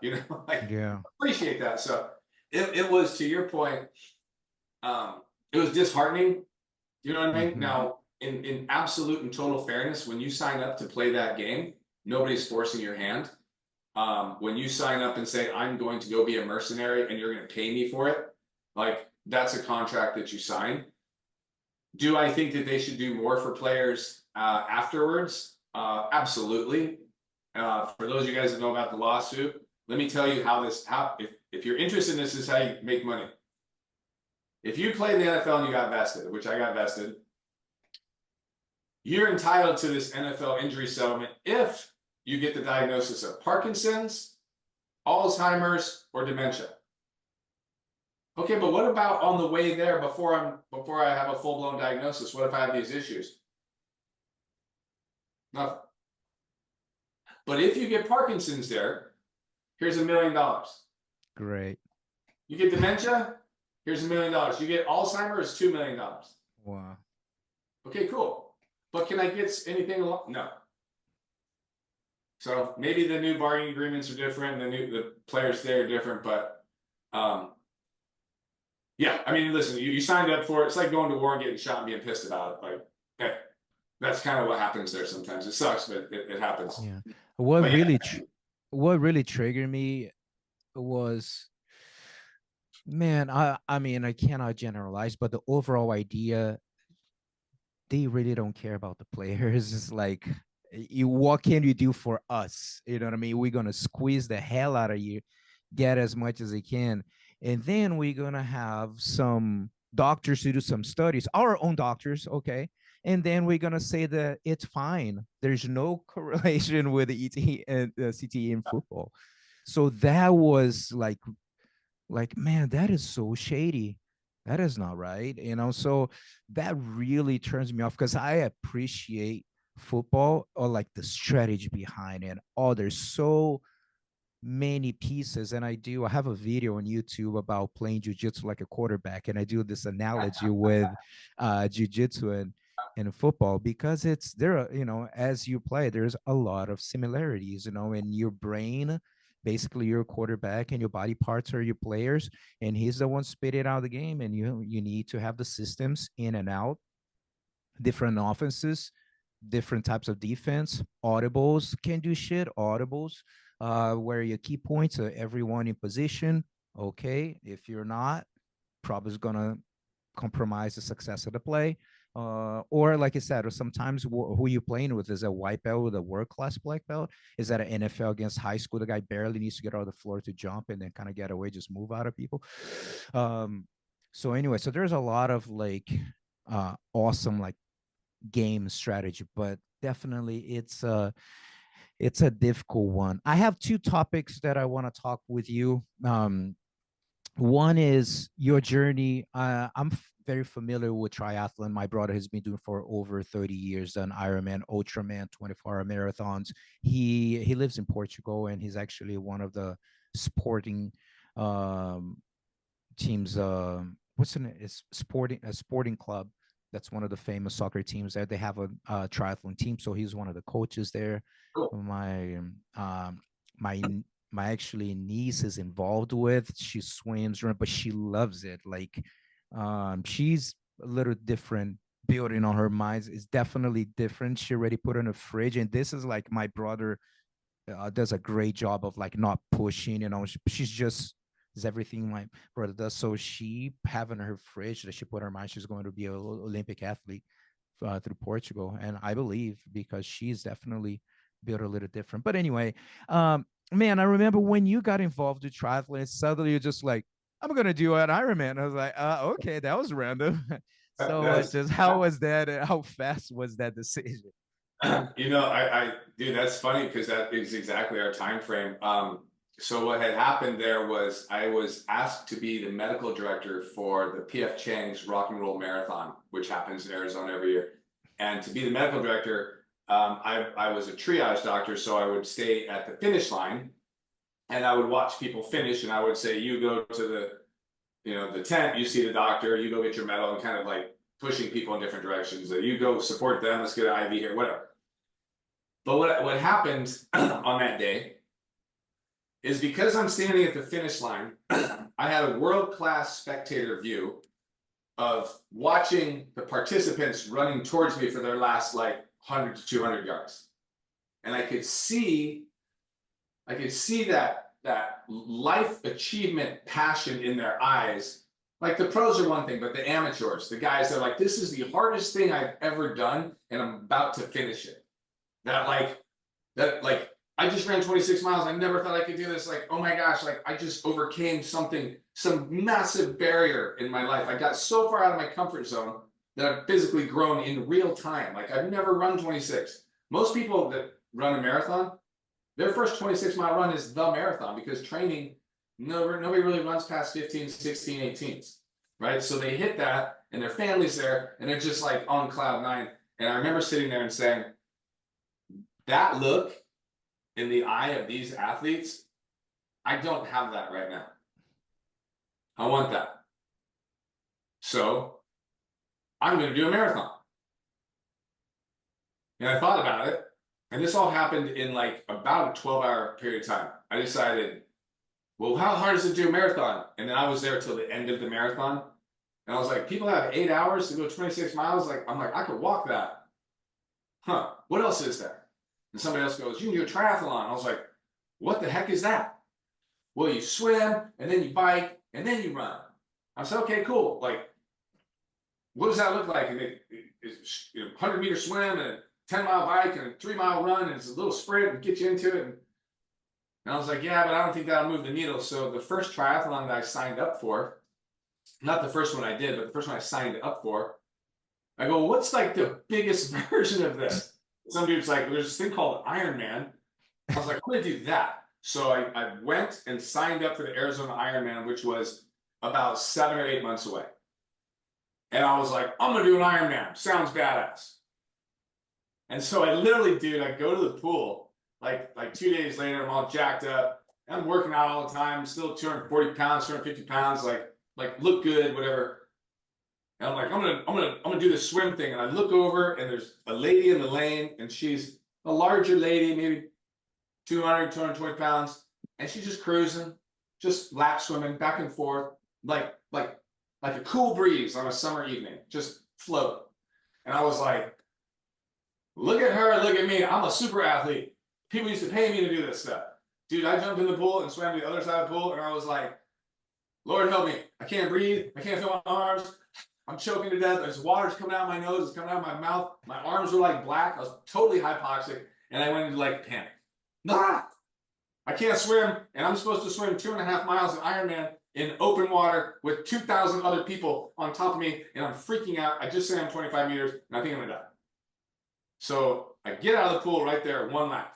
I go back inside, dry off, go home, go online, and I'm like, swim coach, Gilbert, Arizona. Nice. Find somebody, I'm like, hi, my name's Derek, and you need to coach me. And they're like, oh, okay, meet me here. Boom, hired a swim coach. Fast forward, I did 50-something triathlons, and I've finished, I think, 6 Ironmans now.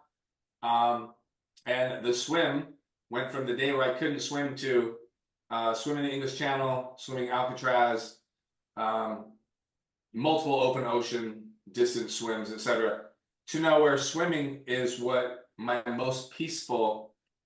When we go on vacation, if I can go on an hour swim, because I was coached to be able to swim so well that it's like some people go on a hike and they look around and they love the scenery. I love to swim because I'm just with my own thoughts. I'm in the mechanism and mechanics of just the breathing, and it's that mantra of just like,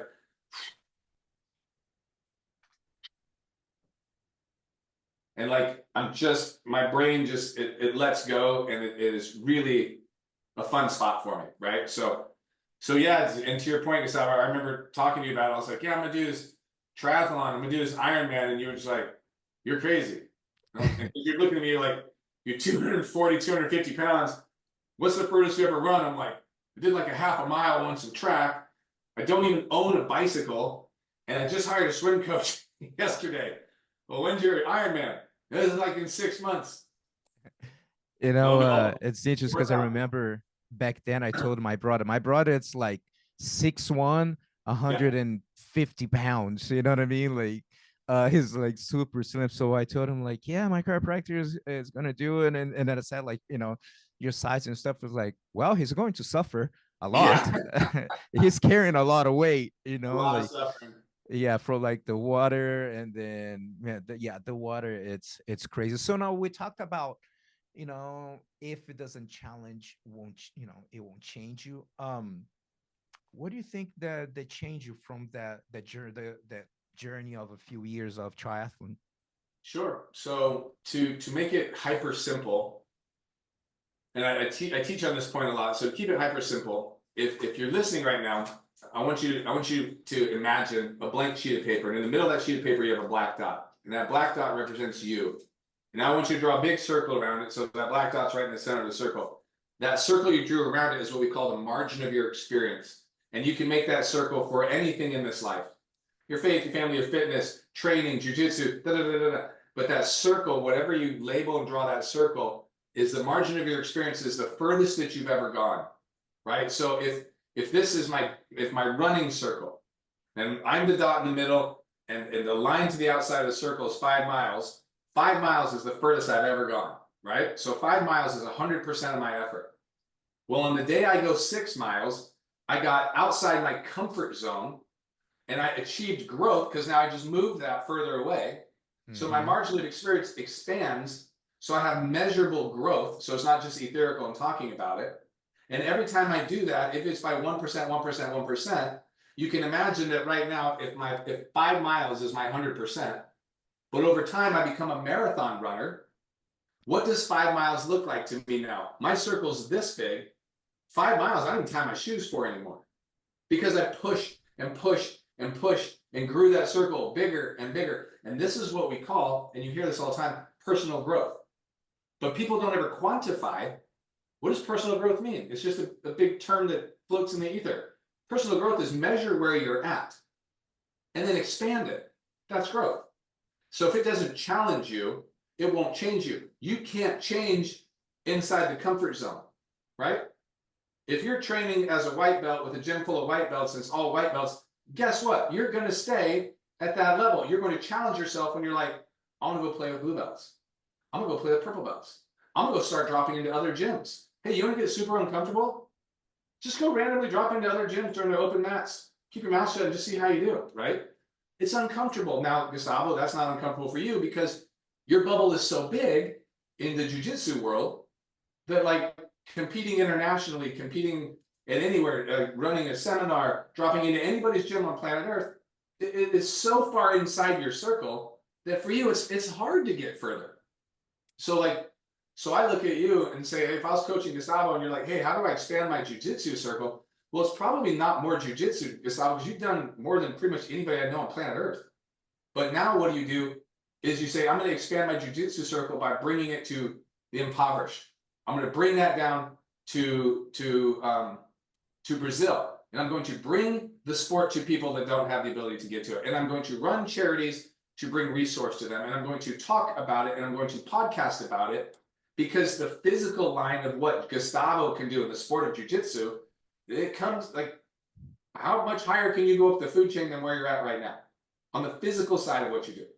So to push that bubble and grow, you have to do podcasts. You have to instruct. You have to be involved in charities. You have to bring it to people because you love it and you want to keep growing in it. So you have found other ways. And so just like triathlon for me was a growth metric, it was yet again another principle where I said, here's something that is scary. For me, triathlon was very scary. 250-pound dude, I don't run marathons. 250-pound dude, I've never swam across the pool and I didn't own a bike. And to say I just signed up to race with 2,500 people in a 2.5-mile swim, 114-mile bike ride in Arizona heat, and then run 26 miles after that, scared the shit out of me. So every morning I trained. And for me, I have to have that. Like, if I don't fear it, why am I going to get up and do it? But when I put it on the calendar, and this is one of those things I tell everybody, put something on the calendar that scares the shit out of you. Like, hey man, if you want to make sure you go to the gym, like, Elizabeth, you want to get up and swim? Go sign up to go swim the English Channel. Tell all your friends and raise $250,000 about it. Make it a big deal. Because every day you will wake up and think about that channel. That channel gives 0 F's about you. That water is cold. That water is rough. You get lost at sea. I got lost at sea. It's scary as hell. You will get up every morning and go swim out of the fear that you don't want to die when you go do something like that, or climb Everest, or go to Worlds, or whatever it is that you're Everest. But put something on the map that scares the shit out of you that you're not going to miss training.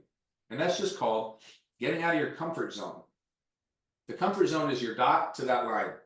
You've already done it. It's comfortable. It's a scary movie that you've already seen. What are you doing to get outside of that? And sometimes, Gustavo, we need coaches to step back and go, hey, man, you're coming to me because you want to grow. There are ways for you to grow that you don't know about. But as a coach and having lived this life as a pro athlete and doctor and a CEO and a husband that's been married 30 years and 3 kids that still like me, let me show you maybe some other ways. And so never be above coaching. It was funny. I know I'm going off tangent, but I actually talked to a good friend and I was telling him what I'm doing. And he goes, oh, that's really good, man. You're going to have a lot of people that really need that. And I go, well, where are you at with it? He goes, oh, I don't need coaching. Oh, so you're like, and then automatic denial. You're beyond it, huh? He goes, yeah. And I go, dude, that's amazing, because you know whose circle you're not in? Like Michael Jordan had a coach, Barry Sanders had a coach. I was there. Usain Bolt has a coach. You know, like Hydra Gracie has a coach. But like you've superseded all those people and figured out how to do it without a coach, man. Like you should write a book. And he was like, well, when you say it like that, it makes me sound like an asshole. I go, okay. Well, I'm just saying the best players on planet Earth at the highest level of sport have coaches. They have plans. They have playbooks. So when you say that you're above it, I'm just really interested to hear how did you transcend what all these other knuckleheads are doing working with coaches. Beautiful.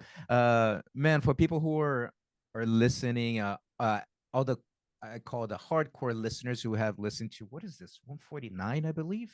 I think it's 149.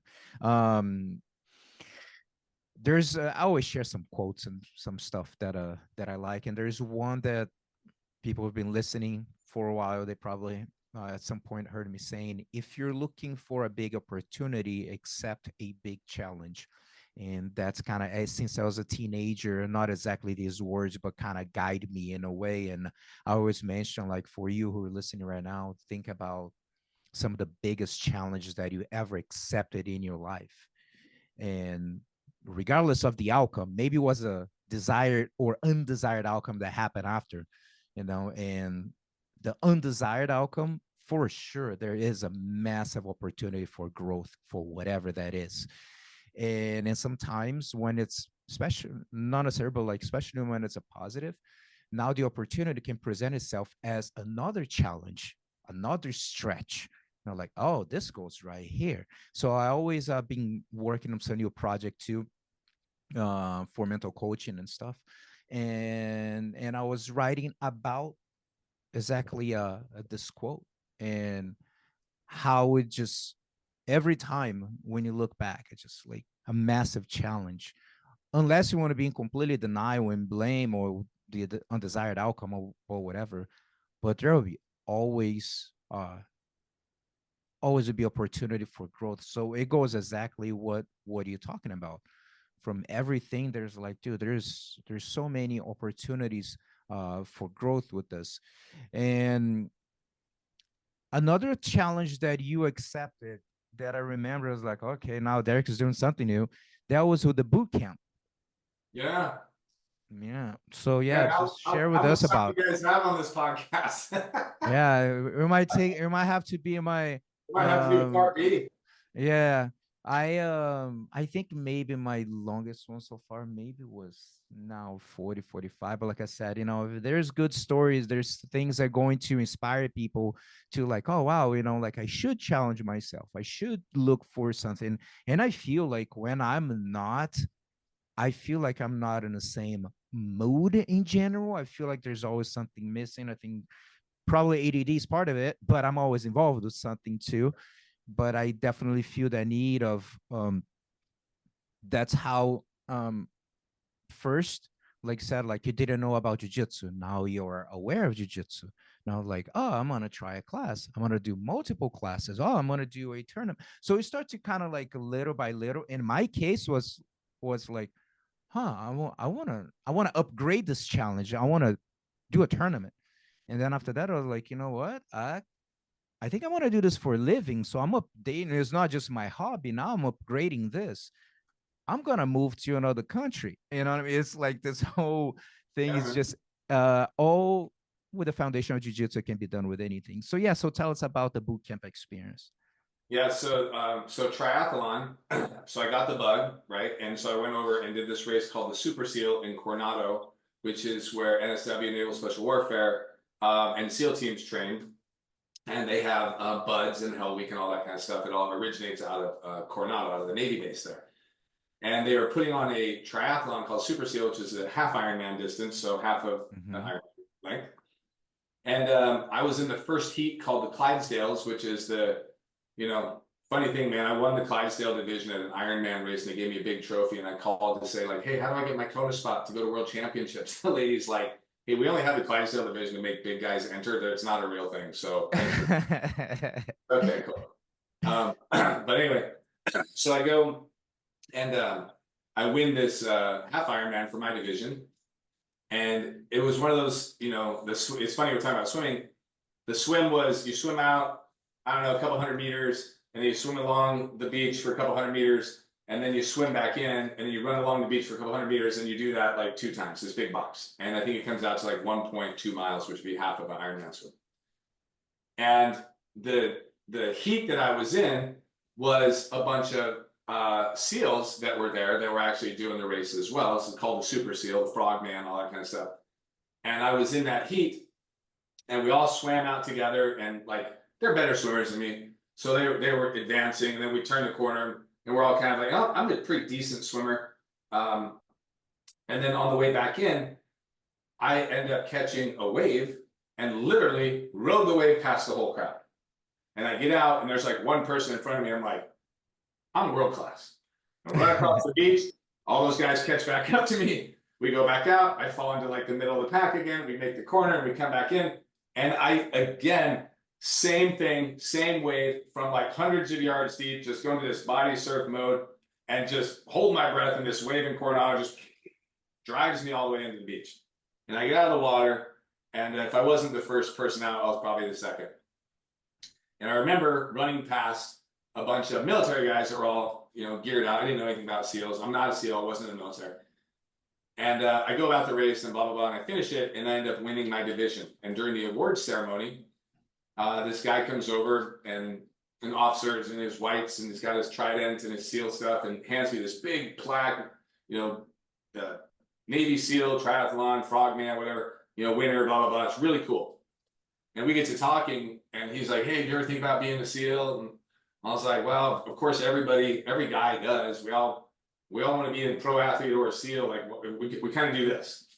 But my life went this way, and I did the pro athlete thing. And at this point in time, I'm like, mid 30s, young 30s, and I'm like, I got a couple kids, and I'm married, and I'm a doctor, and blah blah blah, whatever. And he goes, well, hey, there's a program called SEAL Fit that you might be interested in, and it's kind of a Hell Week simulation where they run like 50 hours, which is like the first 3 days or so of Hell Week. And it's run by a bunch of SEAL instructors and, Commander Mark Devine and up in Encinitas, California. Like, if you're looking to challenge yourself, son, go check that out. I say, that sounds good. So, dude, I had driven over there. So I drive to Encinitas, which is like maybe a half hour, 40 minutes away. And I walk into this place called SEAL Fit, and I go, hey, I'm here to sign up. And the guy's like, are you East Coast or West Coast? And I was like, I had no idea what that meant. I was like, West Coast. Like, what he was asking, he thought I was a SEAL showing up to like check in to instruct or lead. And he's like, which team is you from? Are you East Coast or West Coast? And I was like, West Coast. So I think he thinks I'm a SEAL now, right? Anyway, so he's like, and we sorted out and figured out, no, I'm just Derek Price from Gilbert, Arizona, like not military. Just some dude told me I should check this out, now I'm here. And he's like, all right, well, if this is something you want to do, it's okay, let me see if I can find a form. And so I signed up to come to their Hell Week camp. And he's like, yeah, make sure you show up in good shape, blah, blah, blah, whatever. And that was about it. And so I go home. And I'm like, hey, I just signed up for this thing, and I know it's supposed to be like 3 days long. and it's supposed to be like Hell Week. And I've read a lot of books and I've seen movies. I don't know any SEALs. I don't know anything about this. So I'm just going to torture myself the way that I think they would. So I would wake up at like 2 a.m. and get fully dressed with boots on and get in my pool in the wintertime to get fully soaked to then go on a 10-mile run just because it was dark, I was cold, and my boots were wet. And I was like, this is how they train. This is every day, this is how they train. And like, if I could rub sand in my armpits to make it worse, I would do that, right? Well, lo and behold, I show up at SEAL Fit, and the very first day that I'm there, we're standing on what's called the grinder, and everybody's there, you know, in parade rest and waiting. And everybody's like serious. It's all like, nobody's talking. We're all dressed and we have our names stenciled on our shirt. And these guys that are SEALs start like circulating around. They all come up from first and second phase instructors from BUD/S. And they all have their sunglasses. They all look like clones of each other. Same sunglasses, same blue shirt, same trident, hat, and like nobody's smiling. And I'm like, dude, I'm at like fantasy camp and these people are assholes. I got here to have some fun. Like, we gonna jump out of a helicopter? Like, what do SEALs do? This is gonna be badass. And this dude walks over to me, who's one of my great friends to this day, Chris Smith. So Chris, if you're listening, here's a SEAL. And Chris is like, hey man, I want you to look to your left and look to your right. And what do you notice? And I was like, there's people here. He goes, those 10 guys are from the Naval Academy. They're all seniors, and not one of them weighs over 170 pounds. These 3 guys are coming over. They're lateral transfer Marines. This guy is like a JTAC from the Air Force. And then there's you from Arizona, and you're 250-pound, 35-year-old dude. The rest of these guys are all young 20s. They're all going to BUD/S. This is what they want to do this one time before they go to BUD/S to help the attrition, expand their circle. Why are you here? And I was like, because the dude told me to sign up for it and told me it'd be a good challenge. And he's like, listen, paid a lot of money to be here. Let's go get you, let's process you out, because if it starts, you can't get a refund. Let's go get your money back. And I was like, oh, okay, sorry. I thought that I could sign up. Like he had me twisted. I was like, my bad. I didn't mean to sign up for this. I shouldn't have showed up. Sorry. Whatever.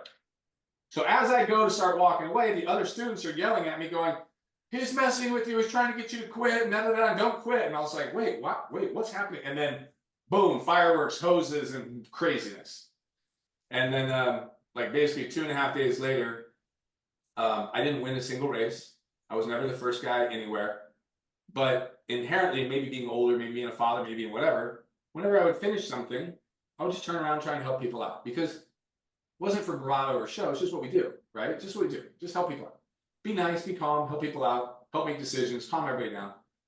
And at the end of it, the head instructor, Glenn Doherty, God rest his soul, was if you guys saw the movie 13 Hours, he was the SEAL Bub, Glenn Doherty, that was killed on the roof with the mortar in Benghazi, was my instructor at this camp. And they awarded me the honor man.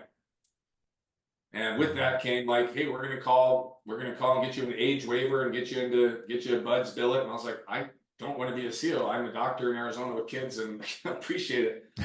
And they were like, why the hell did you come to this thing? I was like, because some dude told me it was a challenge, and you guys took my money and let me show up. And I had lost like 23 pounds. Like, to let you know how intense it was, I lost 23 pounds in those like 2.5 days. God. And so they said, well, we don't know what to do with you. We're running another camp in 6 months. You can come back and hang out. And I loved the camaraderie that I saw with the SEALs amongst themselves, and it reminded me of the locker room that I left. So I came back, and I did that for the next 3 years on my own dime to every camp they had. Nobody paid me.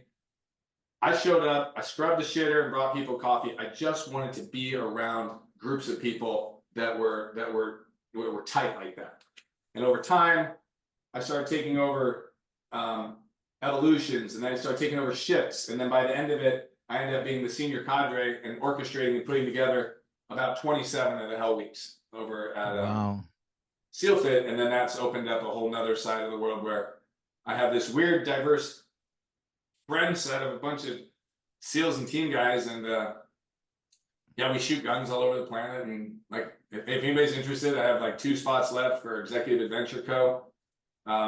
August 23rd through 25th in Tallahassee, Florida. Hit me up. It's a bunch of SEALs, a bunch of team guys at a black site range.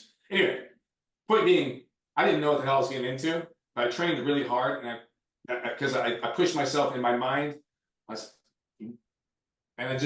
showed up. And one of the mental things I pulled from that is there was one time where the instructors are like, it was like 8 o'clock at night. They gave me like a 50-pound ruck, and they're like, you got to get to the top of that hill and back down before 6 o'clock in the morning. And this is a mountain. We're out in the mountains. They took us up, so it's not in Coronado. It took us out to the mountains. And I'm thinking to myself, like, this is total bullshit. I'm a civilian. Nobody's gonna make me go on that far of a run. This is ridiculous. And one of the instructors walks up and goes, hey man, we're just messing with you guys. Here's what I want you to do.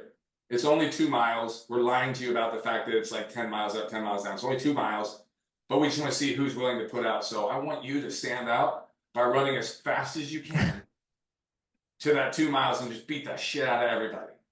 And they'll think you're a hero. And I was like, let's go. But dude, we start on this march and Derek Price is like, boom, gone, dude. Bro, I get like 2 miles in and I'm like, I'm alone and there's no finish line here. And 14 hours later, when we finished the evolution, I was like, you lied to me. And he's like, yeah, but you survived it. And anyway, it was things like that like I kept thinking to myself, it was without knowing it, Gustavo, I was eating the elephant one bite at a time. Mm-hmm. Oh, we're going to make you run to the top of that mountain. I was like, no, you're not. You're going to make me run a mile. I can run a mile. I'm doing Ironman. I'll run my mile. Okay, well, I guess this is, I'll just do another mile. Well, I guess this isn't a stop. I'll just do another mile. But the guys that like quit and were like, I'm not doing this, thought about like, that's a 12-hour journey in the dark with weight. And I'm tired. It's 2 days in. I'm not doing it. They quit on the spot. So I never really that's a big tip for me is I never really think about the grandeur of what I'm trying to accomplish. I reverse engineer it down. Like if I was driving to New York, I'm not thinking about New York when I leave my garage. I'm thinking about how to get from here to the freeway. And then from the freeway to Phoenix, and from Phoenix to Flags, and so on and so forth. And that's helped me a lot. What was the most difficult moment as far as mentally speaking that your mind are really playing tricks on you? So this is probably one of the most profound moments that I have come to understand with clarity what mental strength is, was at that, and I will say that SEAL Fit is called Kokoro Camp, that SEAL Fit evolution. I've done a lot of hard things. That was one of the hardest things I've ever done in my life, hands down. And people are like, should I go do that? My answer is no, don't go do it. If you're called to do it, go do it. But if you're truly interested, don't do it. But we always start with 50 people and 12 graduate, so don't do it. It's very, very hard. There was a moment on the second night when we were doing a memorial workout called Murph, which is run a mile, push-ups, pull-ups, and squats, and run a mile with a weight vest on. And we were doing this about 2:30 in the morning, and they were just playing some classical music, and everybody's sandy and wet and cold and tired, and there was just no stops. Like I said, I lost all that weight. It's just there's no stops, no breaks ever. And I was out on the run, and I was alone in the darkness, and I literally was coming up with every excuse as to why I should quit. Dude, my feet hurt. I'm a doctor. I need to get home to my family. I can't injure myself or I'll be out of work. Like my brain came up with like 25 beautifully AI written excuses as to why I should quit, leave, find a way out. Here's the story I'm going to tell my wife when I get home. Here's what I'm going to tell my friends. When I go back to practice, I'm going to tell this story. Like all this bullshittery was super lucid. And it was super convincing to the point where I was like, I remember running and thinking, like all I was thinking about was, how do I get out of this? And from left field, without conscious effort, and still to this day I hear it, the most resounding no, like just wiped out everything. And it wasn't from anybody around, I was alone. My own consciousness, like some part battled back against like what was festering and becoming my ability to quit. And all of my thought bubbles on quitting just came in and was just like, no. And I was like, I switched mentalities and I was like, I'm not going to quit, but this is so hard. If these guys kill me, they'll go to jail. Let's do that. I hope. And I started like, I hope I die out here so that these assholes get in trouble for how bad they've treated me. But I'm not going to quit. And just changed it totally. And I just didn't care. They could have been like, swim to China. I'd been like, cool, just let's go. I don't care. I didn't care anymore. And I have had that conversation with enough guys that went through the real thing, whether it was Ranger School or the Star Course or Selection or Buds, that all tell me a very similar story, that somewhere along the journey, every one of us wants to quit. And if you think somebody went through it and never had a thought of quitting, they're lying to you. They want to quit, but something happens and a shift takes over. And it's just like, okay, well, that's just not an option. Like, that door isn't closed. That door doesn't exist. Like, it's just not a thing. And it's when you get there that the only way, it's like burning the boats, man. The only way is forward. There is just no such thing. There's no option. But you have to find how you're going to get there. And for me, I think it was my years of coaching, my years of athleticism, my years of experiences that just from the subconscious, just like a wave, just, no, you will not quit. Okay. And that was just out. And that was from like, and dude, it wasn't a conversation. It was lightning bolt. I want to quit. No, I'm 100% in. Nice. Yep. Beautiful, man. Man, this has been awesome.